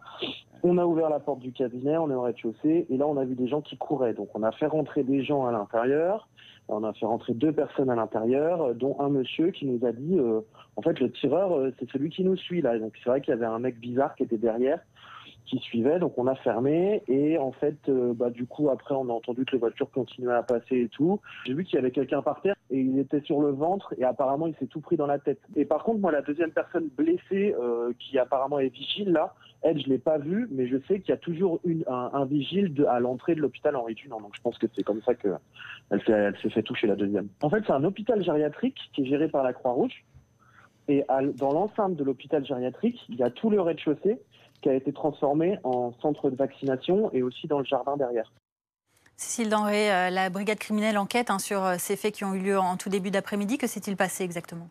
C'est un homme vêtu de noir avec une capuche sur la tête qui était arrivé à pied à proximité donc de l'hôpital Henri Dunant et qui a fait feu sur un homme et ensuite a continué à l'abattre alors qu'il était tombé au sol en lui tirant plusieurs fois dans la tête. Une femme a également été touchée par balle. C'est une vigile de l'hôpital Henri Dunant et qui est actuellement grièvement blessée mais prise en charge par les secours. L'auteur, il s'est enfui à scooter. Reste à déterminer s'il était aidé dans sa fuite par quelqu'un qui conduisait sur scooter ou s'il était seul. Pour l'instant, les témoignages sont divergents sur ce point, mais sans doute que le parquet de Paris éclaircira les circonstances de cette fusillade. Cette enquête, elle est ouverte pour assassinat et tentative d'assassinat, ce qui signifie qu'il y a d'ores et déjà des éléments qui laissent penser à une préméditation dans cette affaire, puisque vous le savez, l'assassinat, ce qui le différencie du meurtre, c'est qu'il y a des actes préparatoires.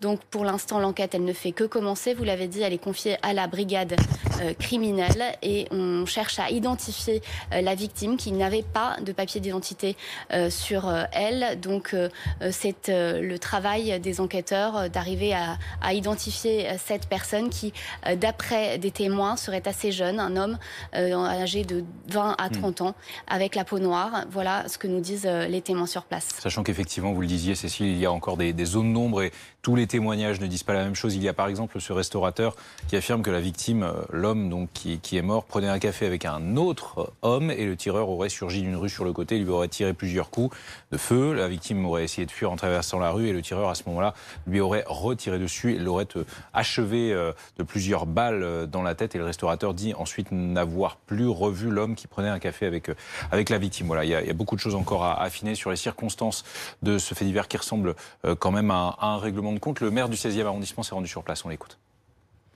La personne qui a été visée à de nombreuses reprises. Il semblerait que la personne de l'hôpital Henri Dunant, l'agent de sécurité, elle ait été plutôt victime d'une balle perdue. Mes pensées vont évidemment à l'agent de sécurité qui a été blessé, qui a été évacué, qui est dans un état d'urgence absolue, mais dont nous espérons qu'elle s'en tirera. En tout cas, nous formons les vœux.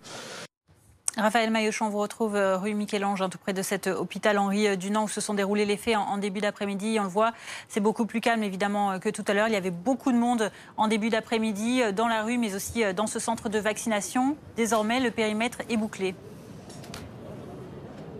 Oui, périmètre bouclé depuis plusieurs heures, aux alentours de 14 heures, lorsque les policiers primo-intervenants du 16e arrondissement, donc du commissariat local ici de l'arrondissement, sont arrivés.